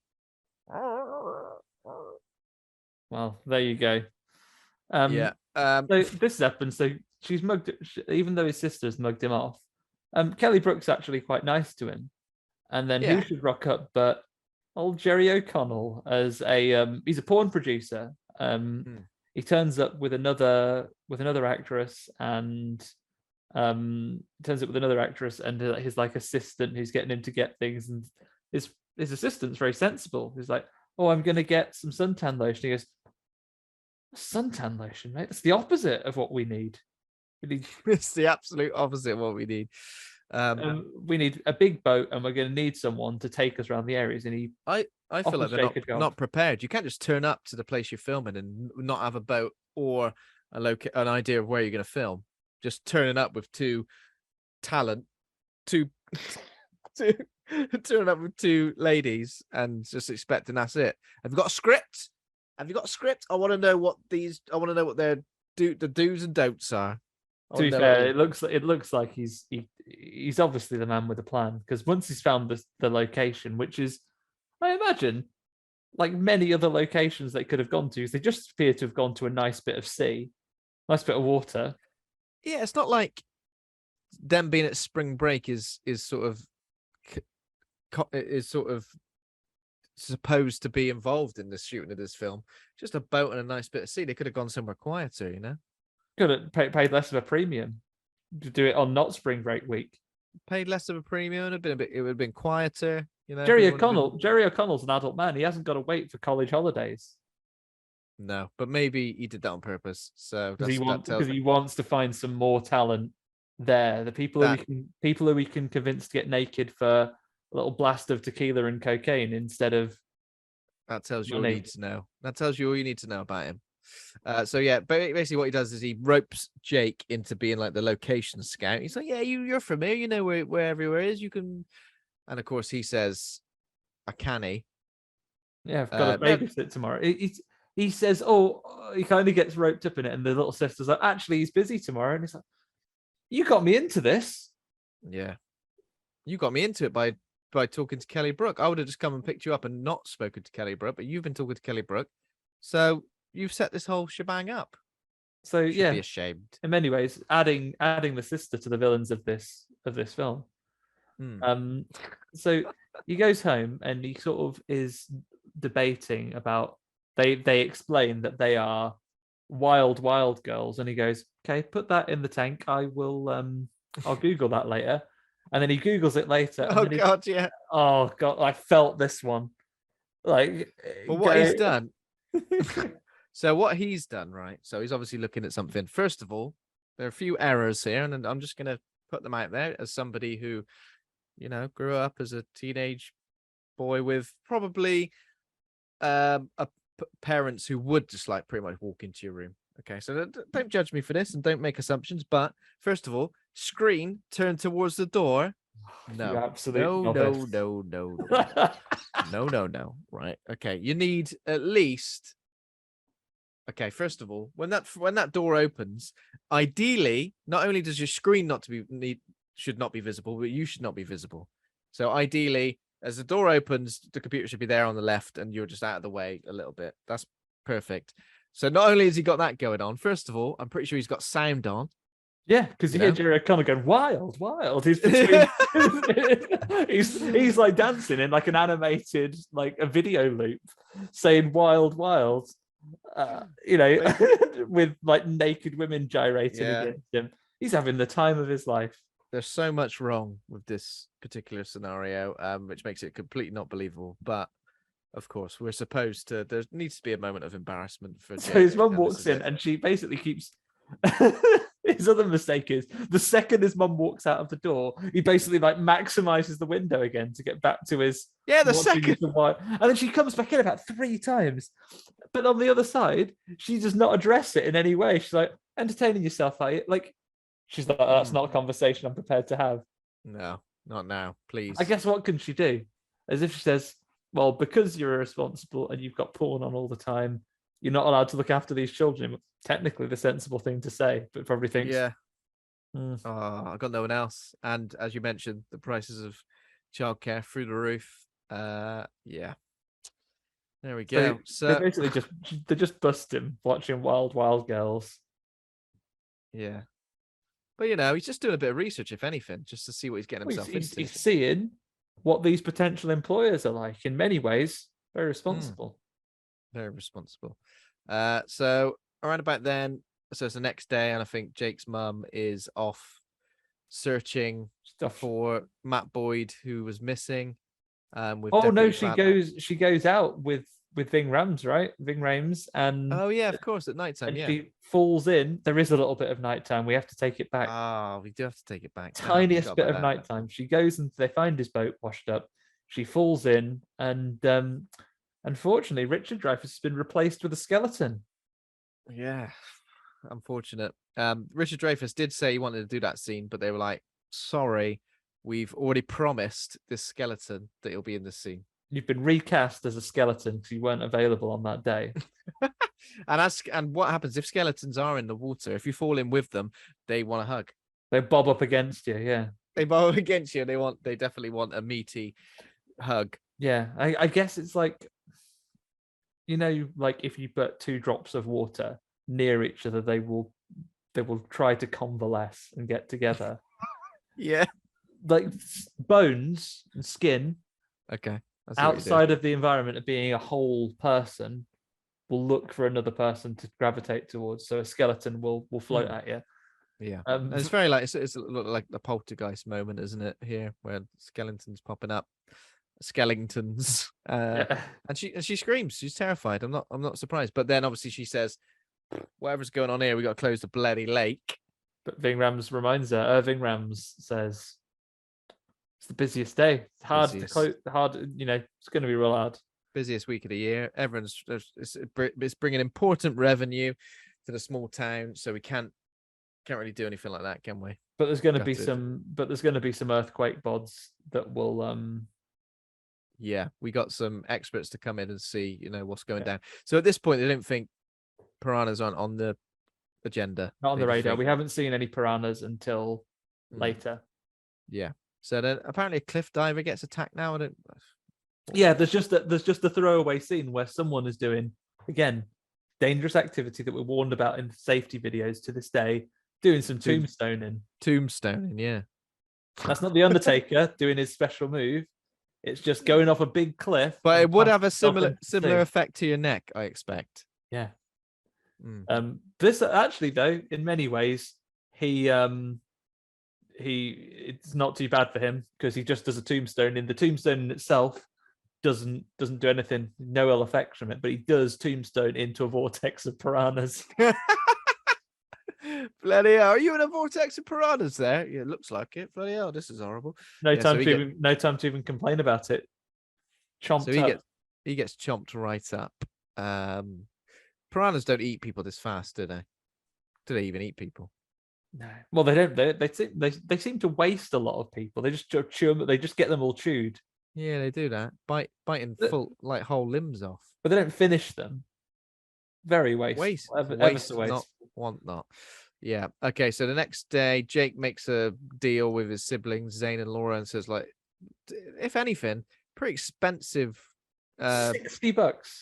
60 big ones to get them to stay home so he can go off and be porno tour guide slash scout slash cameraman. Location scout slash just dog's body on the boat. He does it all.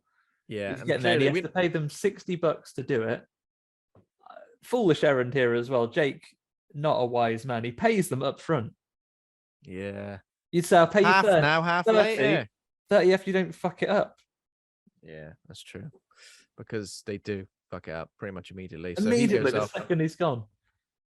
Why do they do this? They just go. Well, little brother goes, well, I was going to go fishing, mate, and there are no fish here, so I'm going to go to this island where there's going to be tons of fish. Yeah, the little girl is like, the sister Laura is like, no, we should do this. This is silly, but no, they get in a canoe, and in a movie like this, as soon as kids are put in peril, is worrying. You're like, oh, and what are you gonna do to the kids? This is when they're sailing off, and the little sister says to the brother, says, "Oh, and when I'm a rock star, I'm not going to let you be one of my groupies." Have I misunderstood what groupies are? Good. You know what? Good. There's so many. Yeah, you've misunderstood. You haven't misunderstood what groupies are. No, they have. They've misunderstood. But then he points out searing. He's like, you play the clarinet.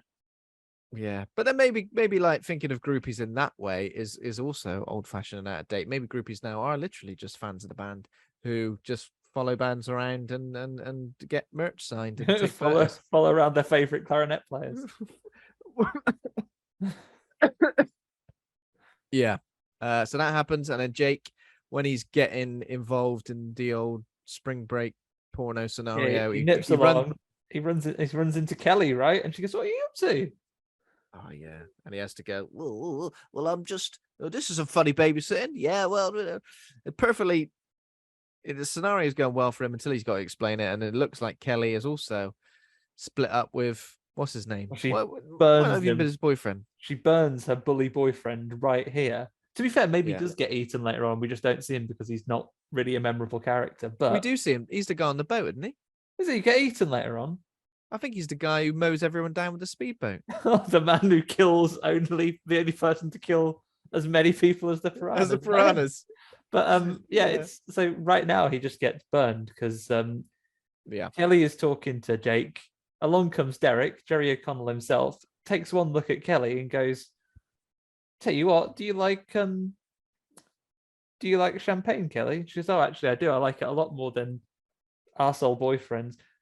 Little bit shallow in the fact that she's dumped him for not having backstage passes, not for being an absolute dick. But yeah, maybe it was. Nevertheless, it's how it happens, and she goes along with them.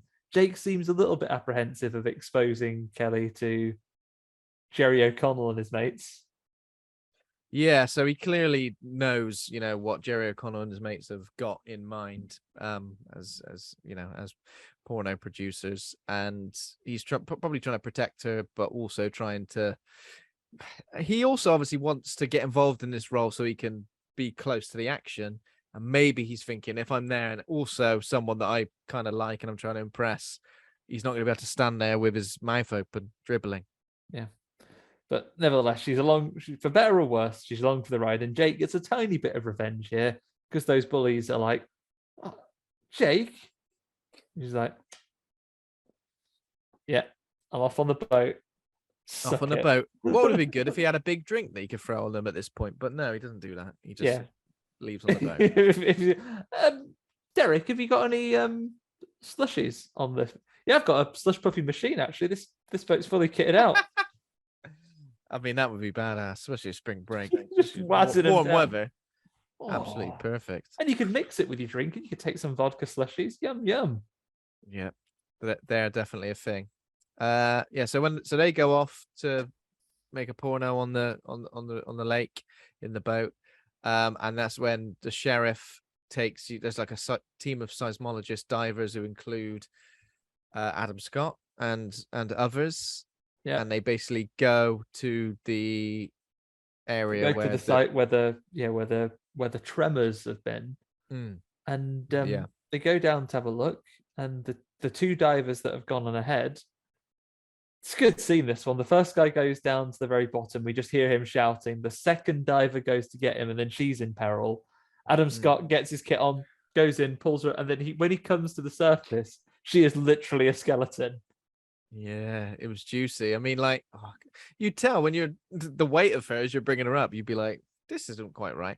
So basically, there's like a prehistoric lake underneath this rift, essentially, and under there we see it's like a huge cavern that's filled with like large piranha egg stocks, glowy piranha eggs.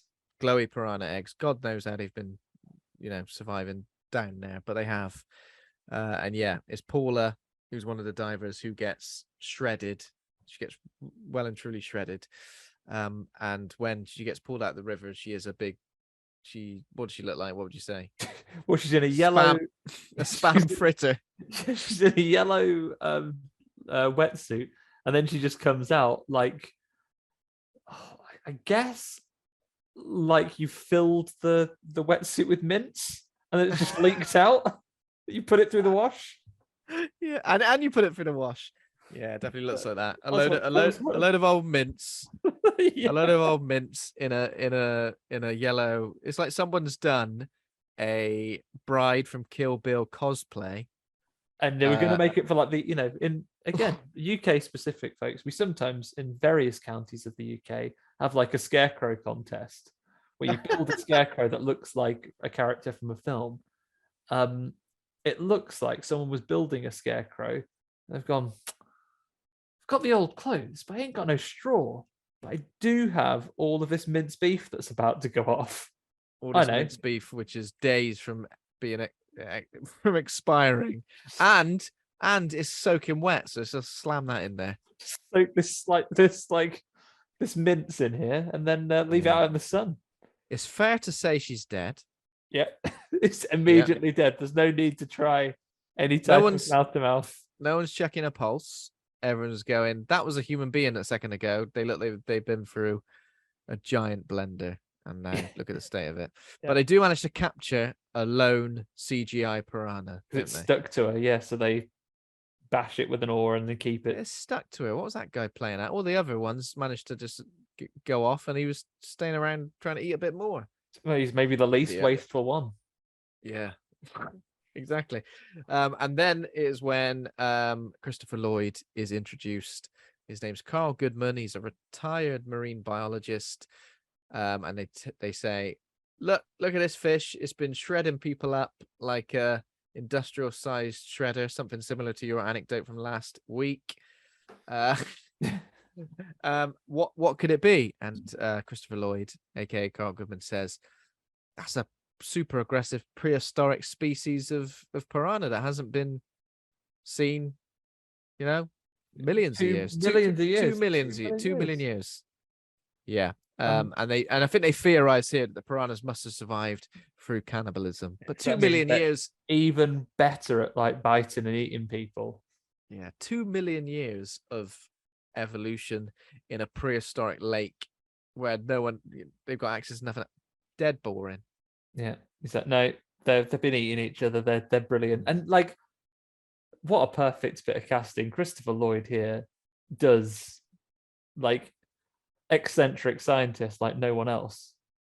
Oh yeah, it is perfect. It's one of those roles where you're just like, yeah, there He's it is. Straight at 11. Little short cameo, but worth every penny. He's so good. Yeah, a little short cameo, but we do get another little scene later on, don't we? But it's mostly just this scene where it's establishing the rules of the Predator, which is good. It's nice when we've got an expert talking us through the monster and what to expect from it. He's great, and he's kept it in his thing. He appears in 3 Double D as well, Ben. He's back for a sequel. Is he? Yeah. A bigger role, or just about a roughly the same amount. Yeah. So he's there. He's there again. Meanwhile, while this has been going on, there has been. I mean, do we say it's tastefully done? There is opera over the back of it. A nude underwater swimming scene, because thankfully Jerry O'Connell has hired a glass bottom boat, and his talent, not Kelly, she's just a visitor at this point. So actual Kelly Brook, and the other model that he has, they do some naked swimming underneath the boat while him and his cameraman film it to opera music. Yeah. impressed by the size of both of their lungs, because they're holding their breath for a long time. It's impressive. They would do well as those people who dress up as mermaids at like sea parks and go underwater and to make the kids happy. They do well. They're making Jerry O'Connell very happy right now, though, because he is losing his mind at his full frontal nudity here in this movie. He is having absolute whale of a time. Having life. It's the cocaine, though, right? Has he? I know she's hadn't he yet. No, he's not even had any.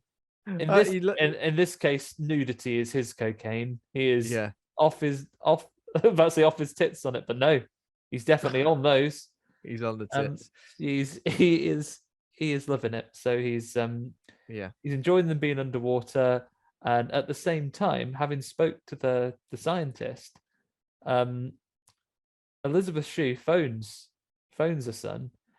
You just tell him to shut up because shut up a minute. He's clearly on this phone call with somebody who's trying to think, and then like as they're doing it, they are shouting the worst things for your mom who walked watching someone porn else yesterday. If someone else said you'd say I'm watching porn. That's what you'd say. It's like a fake out here where it looks like Kelly's been got because her like floaty chair disappears. She's just left it empty and he swims out, but she's gone back to the boat actually and said, "Oh, don't you want to come and do the rest of these things?" And then things they're doing next is do some body shots, is what they're doing. Yeah, doing some body shots. Tequila, very wasteful again. I'm talking about waste. Tequila just all over bodies. Most of it probably ends up on the floor. Salt on the bodies as well. And it's all fun and games until Kelly throws up over the side of the and just when it's a bit of a moment, because there's kind of a bit of pressure. It's like, oh, go on, do a body shot. And she does, and the girl uses the other porn actor uses it as a moment to snog Kelly.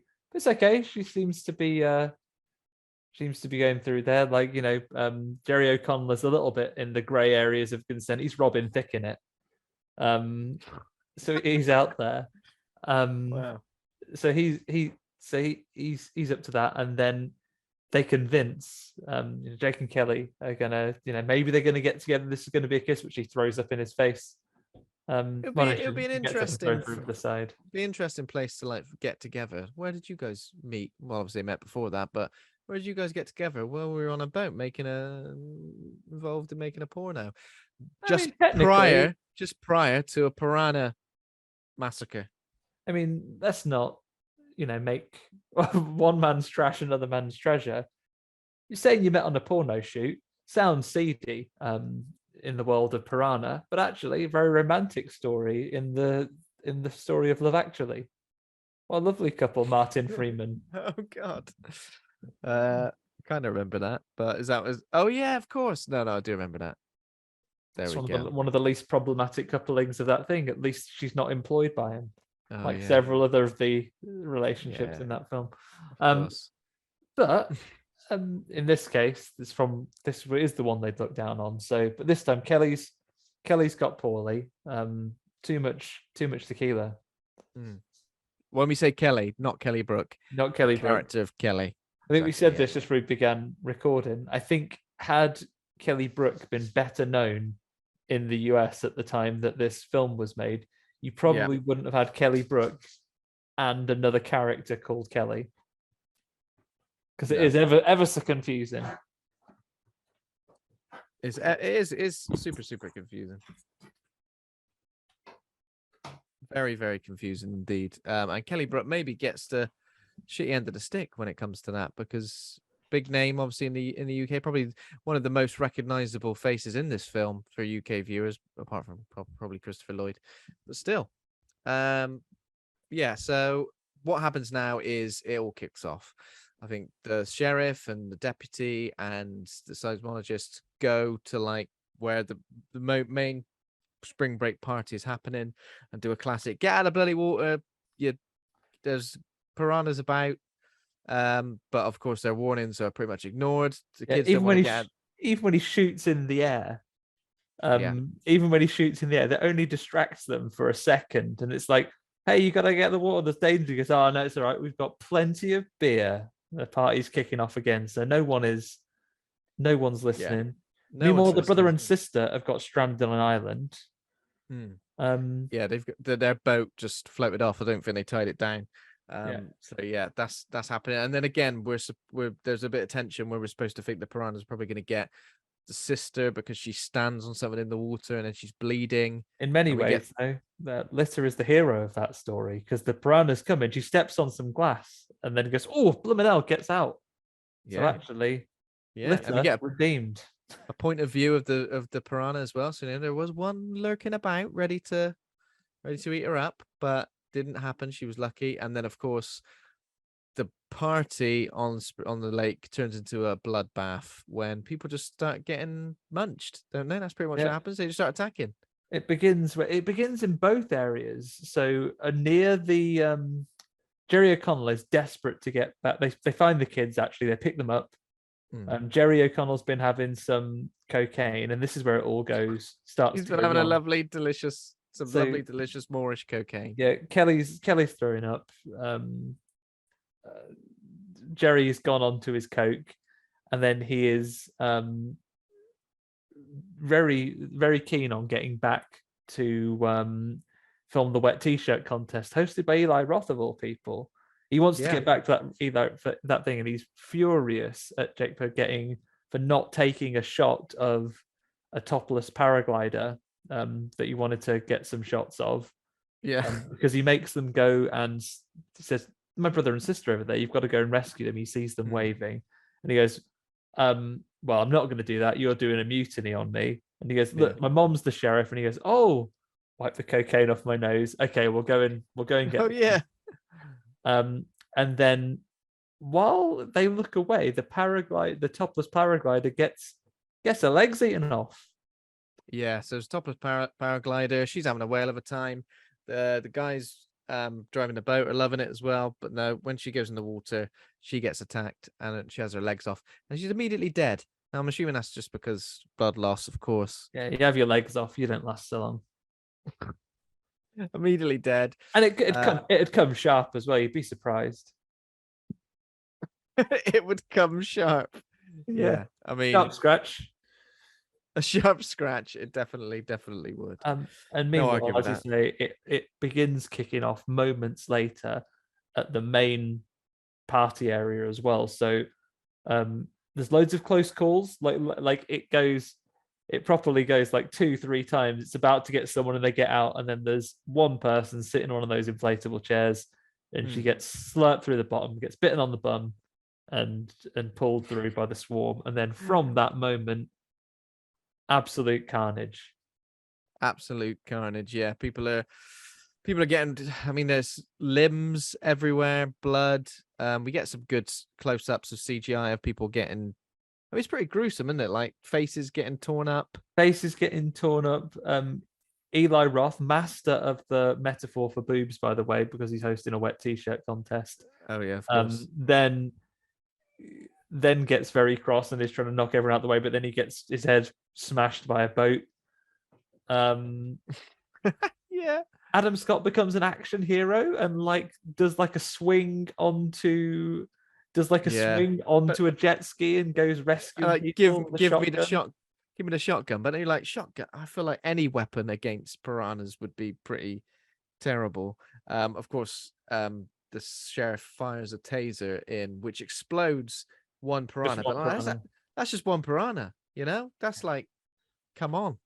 There are so many piranhas still, and then there's a scene where another man, possibly the boyfriend from earlier, gets onto a boat and just mows loads of people down. Don't know why he drives further into the lake. Who knows? Yeah, I think it is the boyfriend. He gets on a speedboat, and yeah, he kills probably just as many people who have been killed by the piranhas so far in this one sequence. And of course, when the boat gives up because it's been mowing down a lot of people, and then everyone in various stages of being loss piles onto the boat, and they all boat, yeah. And that's basically every boat in the scene, right? There's a pontoon, yeah, and there's a bit where a cable just swings chops someone Yeah, diagonally from the shoulder to bisected. They get halved by Yeah.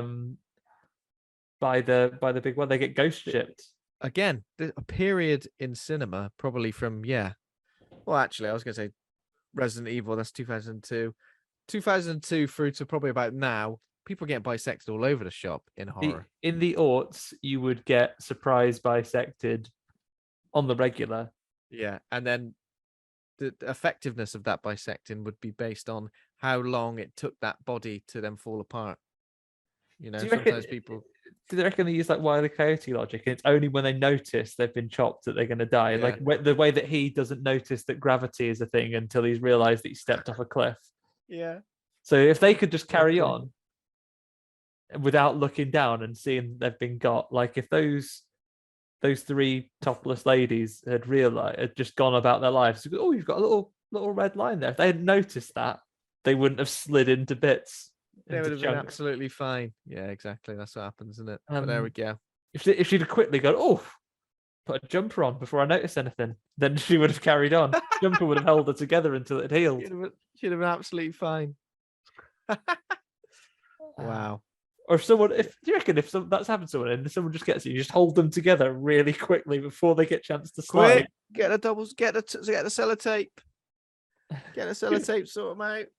Yeah, just put like a dab of super glue around the edge. Although super glue per volume, you don't get very much in quite an expensive pot. No, that's true. It's valuable as printer ink.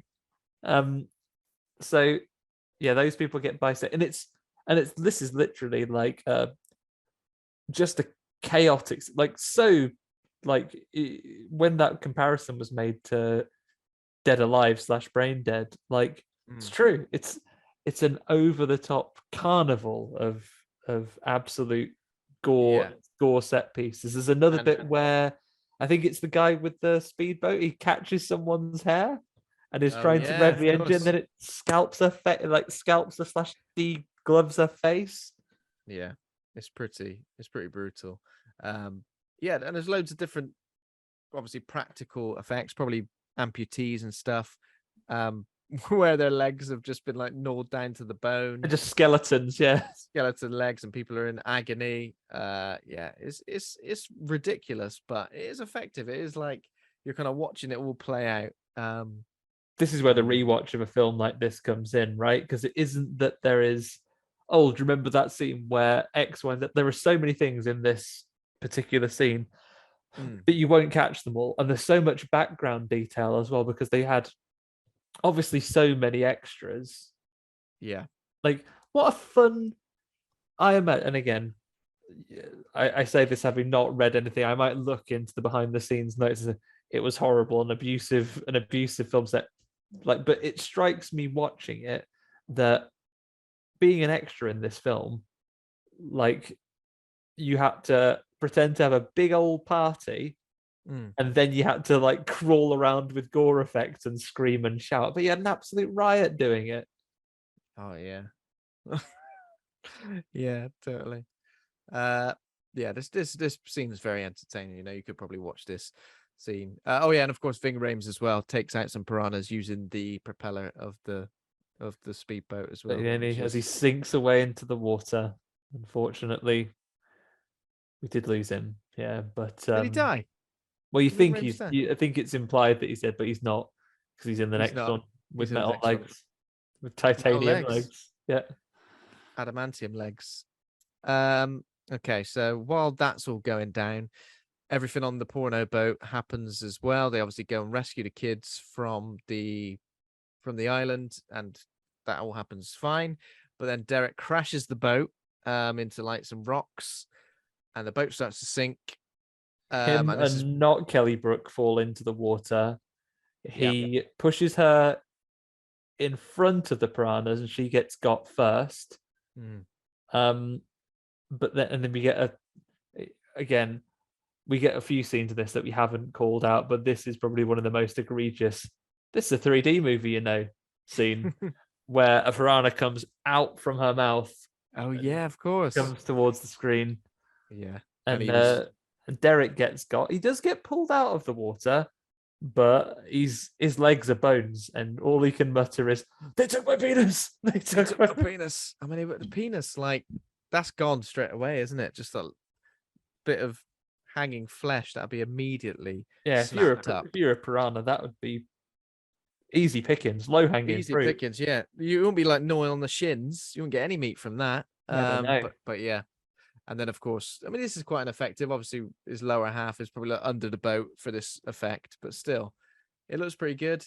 He's like bones. Yeah, he's like basically from the waist down, he is like a little mince press skeleton. He's a little bony man. Yeah, it's pretty funny. And then we cut to, he's lamenting the loss of his penis, we see said penis. I assume it's his, not another person's, floating in the water. And a piranha chows it down and then burps it up. Yeah, do you think too gristly? Do you think actor Jerry O'Connell got a say in what his penis was going to look like? You'd like to think so, wouldn't you? And do you think they went for accuracy or aspirational? It depends, really. It depends what mood he was in. Maybe he was feeling a little bit like he needed like he needed some extra. Don't just enlarge those polygons, just enlarge them by a few. Yeah, I mean, is it going to be like, is it going to be just that they had a template? Oh yeah, well, got a knob template open. Yeah, it takes ages to. We've got several rendered penises. Which one of these is most like you, and we'll use it? Or is it like Peter Cushing and so on, where they've got some painstakingly 3D recreated thing from all the footage of him for years? Jerry O'Connell had to stand in like a VR booth rotating for make sure you're in a period of slight arousal. Yeah, not so it's illegal to show on cinemas. It has to be no more than this many degrees. You're overexcited then. Yeah, so we see his knob, and then I think a towel gets put over his head to sort of say he's definitely dead. Yeah, Kelly Brook goes, "Rest in peace," puts the towel over him. And then I think so. Yeah, I think that the sheriff and Novak, who was Adam Scott, go to the sinking boat, attach a rope to the boat to kind of like all of them to like get off of it and climb over to that one. But Kelly is trapped in, like, I guess, what would you say, the kitchen? She's in the underground boat? Yeah, because when Derek crashed the boat, the glass bottom is broken and the kitchen is being flooded and she can't get out. So she's in there. Piranhas are like trying to get at her as well.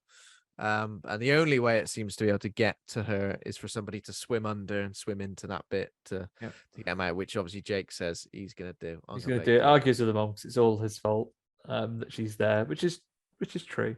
And then she says, "You've got so much explaining to do," after Kelly Brook states that she's going to be strong because she's a pole dancer. Many strings to her bow, Kelly Brook, it would seem, her character at least. But unfortunately, she doesn't last much longer. Yeah, she gets, unfortunately, partly because they try to put everyone on the rope at once and it sags, partly because she's got long hair and the piranhas get it. Yeah, both of those reasons. I mean, come on, should have. I know they're in a rush and they're all pretty stressed. They've had a stressful day, but you got to think these things through. But yeah, Kelly Brook, I mean, it's not the most glorious death for her, or over the top death. She kind of just gets pulled in and deaded. Enough piranhas jump up and grab her, so she falls into the quintessential vortex of piranhas and gets got. The water turns red, which means it's over for her. And Jake's plan basically is the ropes come loose, so he ties it to himself, swims under, grabs Kelly, and then says, "Drive away real fast." Throws Jerry O'Connell off the side first, but he's not dead. Oh yeah, he comes out. He gets to mutter "wet t-shirt" to him a few times first, so he throws him in the water. I mean, technically, he was going to die of his piranha injuries, but has Jake just murdered that man? I mean, technically, in a court of law, I expect so. This man with skeleton legs and no penis, he would have gone on to live a long and fruitful life, but you slung him into the water. You guaranteed his being eaten. Guaranteed his demise. While the piranhas are finishing him off, you're right, he can swim underneath, and then he gives them. Put it to you, Ben. Sound like I'm in a court of law now. that it takes more than 10 seconds to swim out of that boat. I feel 10 seconds was nowhere near enough time. No. Especially as they waste some time by stopping to have a little kiss. Oh yeah, that was ridiculous. And luckily the piranha. I mean, this is obviously a second later. Then the piranhas sort of like stop before they get to them to sort of look at them. It's Yeah, really weird. Yeah, they have a little look to go, right, let's weigh this up. I've never seen two people together with that rope in their hand before. Yeah. Or maybe they're just psyching themselves up because they're a bit full. So I mean, another one. This part is pretty pointless because it's like, why do they need to blow the boat up? I mean, in terms of plot, it kills the piranhas, yes.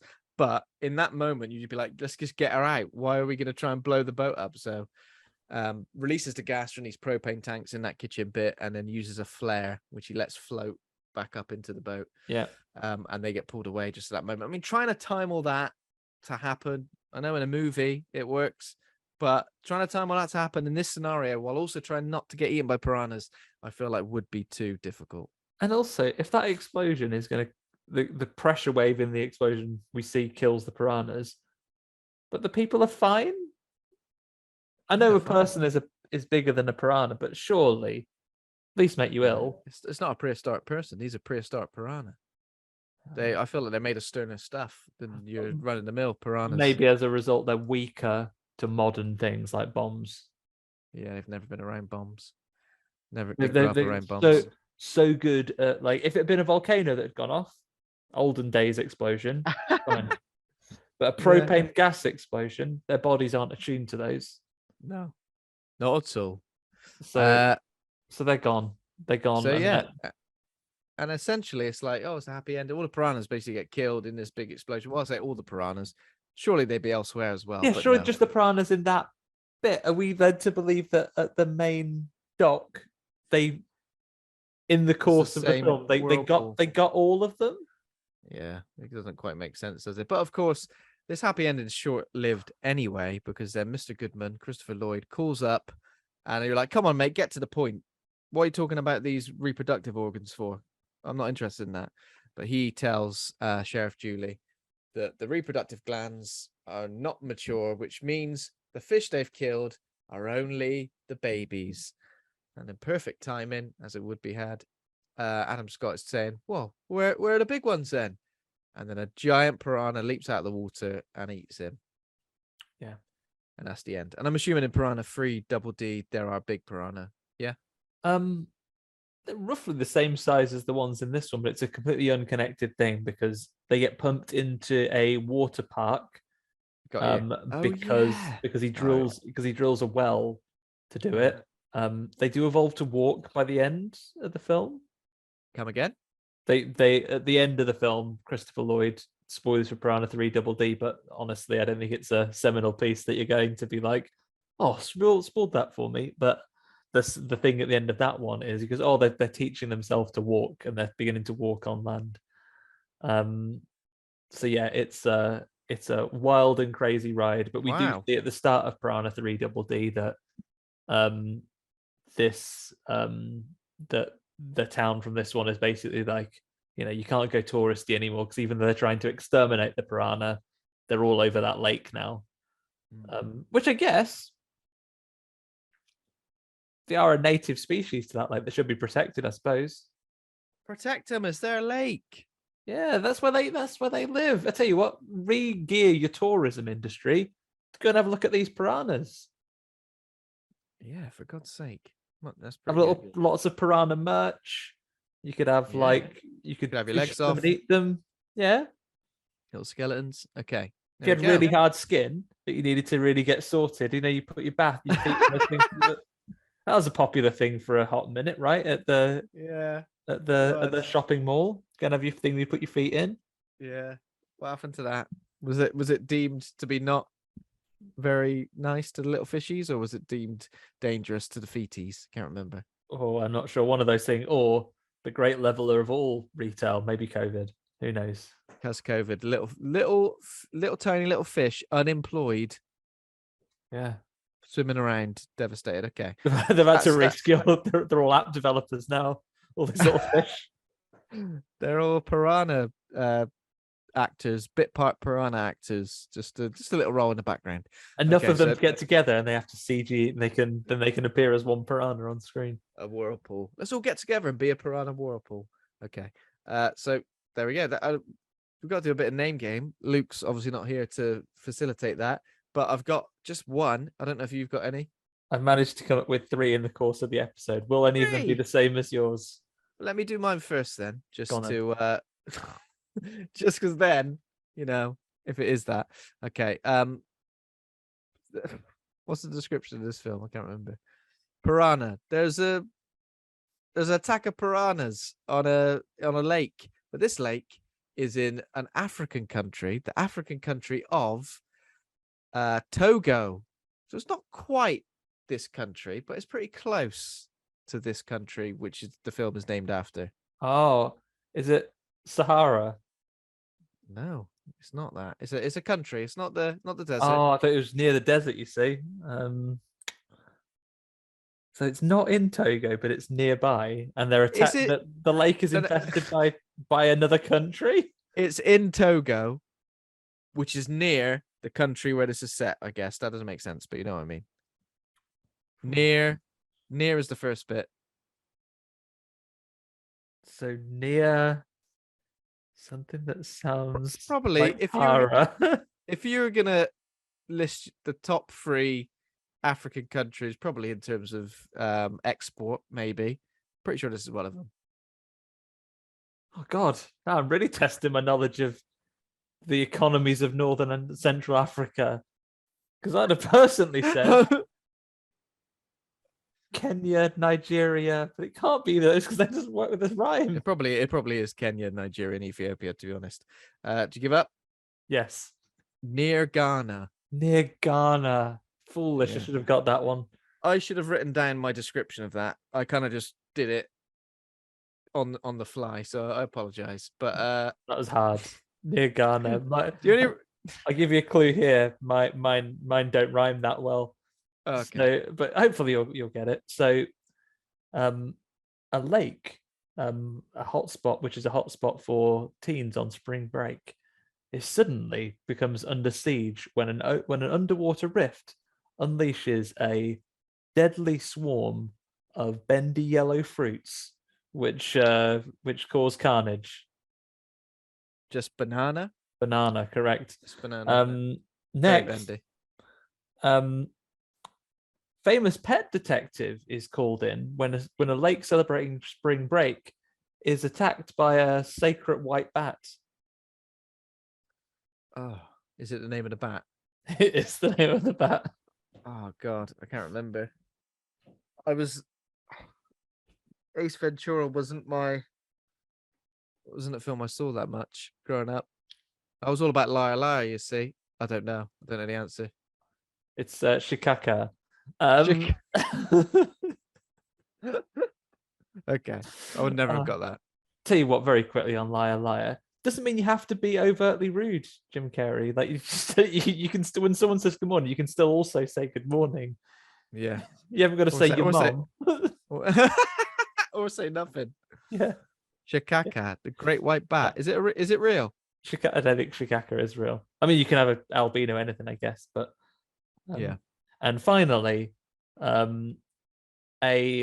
lake, a popular hotspot for spring break. Things don't go as planned when an underwater rift enables the invasion by comfortable nightwear. Pajama, correct. There you go. Nice. Nailed it. We have got to rate the film. Talk to me about Jim Carrey movies. You'll lose me, but comfortable nightwear. Comfortable nightwear. I'm gonna slip into mine in a little bit. Get into bed. Slip right into your silken pajamas and a little nightcap, I imagine. Oh yeah, like Ebenezer Scrooge.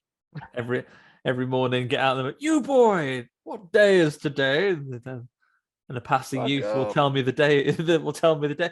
Why today, sir, is whatever day. It's bloody Christmas. Okay, rate the film. That's a good question, right?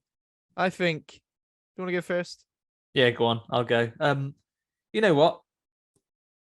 This film knows exactly what it is. It is a B movie with a greater budget and, to be honest, a fairly astonishing cast.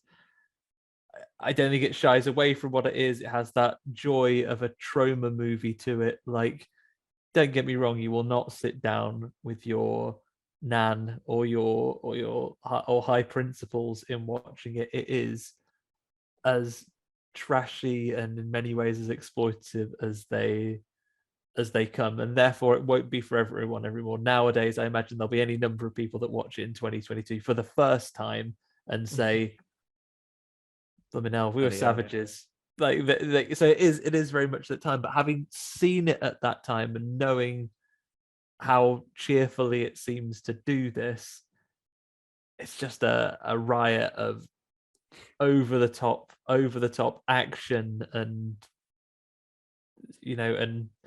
and gore and throwing in those tropes of nudity in schlocky horror movies and taking them to the absolute limit and beyond. And it's a lot of fun. And I think, as you pointed out, Ben, this is a film that you could put on and just at a party, and it's on in the background, and you don't need to have been following it. You could walk in and sit down for a scene before you go and get another drink or what have you, or go into a conversation. It's a great people have come round horror movie. And I think great early work from a director who, it might be one of the best creature feature workers today. So I'm going to go as far as a B on this one, because I had a lot of fun watching this again. As much as I stopped at a couple of points and was like, "Oh, my bad that this is still good." Like, but yeah, it was still fun. And you thought needs more boobs at least once or twice. Yeah, I thought, at least for the 2 frames that no naked bodies are on the camera on screen. I mean, I agree with you on pretty much every point. I'll probably go lower than a B though, just because I think with this watch, it felt like, oh God, I've seen this loads. Do you know what I mean? I mean, that doesn't take away the score for the film, but I think in terms of how entertaining it is in terms of rewatchability on your own, sat in a room on your own watching it, it's a bit, maybe it's because I did watch it with someone else. Maybe that's the thing. Possibly, you were too busy worried about the laptop etiquette. Oh, that's not how you look at porn on your laptop, son. Bloody hell, this is ridiculous. I'll just go for a C for this one because I think it is enjoyable. I would like to watch 3 Double D, even though you said it's worse, but still, I'll give it some attention. It's a great creature feature, really effective effects and gore, and in terms of it ticks all the right boxes that a creature feature like this should do, and it does sit between the really naff creature films and B movies. It sits nicely in between that, and it's a great sort of starting point to look into the movies of Alexandre Aja as well. So if you like this, definitely go and check out Crawl. Hills Have Eyes remake as well is a pleasure. We should really do that. And I love that movie. Yeah, but yeah, I think I'll go for a C just because of, I guess, don't want to go too crazy. Better than Sharknado. Yeah, every day of the week. I tell you what, go on alone with that one. Watch Piranha every day of the week before. If you're gonna watch Piranha and Sharknado, just watch Piranha twice. Yeah. Kind of devastated. I never saw this in 3D though. I would have liked to experience the 3D floaty penis coming at my face. Oh, get on eBay, mate. I'll send you a pair of 3D glasses. I've definitely got a pair of 3D glasses somewhere, surely. Okay, there we go. So that's Piranha 3D. Thanks for listening. So what have we got coming up next week? It is The Burning. The Burning. First watch from me. I'm looking forward to this. Yeah, first watch from me as well. Slasher movie at summer camp. Surely totally your cup of tea, right, Andy? Yeah. It's rare that I've not seen one of these. I've been wanting to watch it for a while, so I'm looking forward to this a great deal. Exciting. Look forward to it too. So that's next week. Thanks very much for listening. If you enjoyed the show, become a patron over at patreon.com/horror hangout. Thanks to our current patrons: John Crinnan, patron against his will; Ben Scaife, Stephen Christopher, Laura Kendrick, Toby Miller, Lane Spencer, Ollie Child, Leslie Carlo, Julia Bilgren, and Pazuzu. If you enjoyed the show, also thanks to Taj Easton for our theme music. Thanks to Acast for hosting the show. Please consider giving us a rating and review, and head over to the Facebook group Horror Hangout Board of Advisors for more. Yeah, rating and reviews, please, guys. We'd love to have an excuse to read some out, and it helps us, apparently, not done any of the research, this is where Luke comes in, helps us with the algorithms, helping people to find the show, because there are a lot of movie podcasts out there. So there are a lot of movie podcasts. Maybe more than a couple of stars, maybe 5, but it's up to you. We're not going to force your hand. We would never. There we go. That was fun. Until next time, see you later. Goodbye, everyone. Thanks for being a right horror dude, Ben. We must say that. Oh yeah, of course. Sorry, I forgot that bit. Thanks for being a right horror dude, Andy, and thanks to me for being a right horror dude also. Yeah, thanks to everyone for being right horror dudes. Hang out with you all again soon, everyone. Bye for now. Waving for ages now. See you later.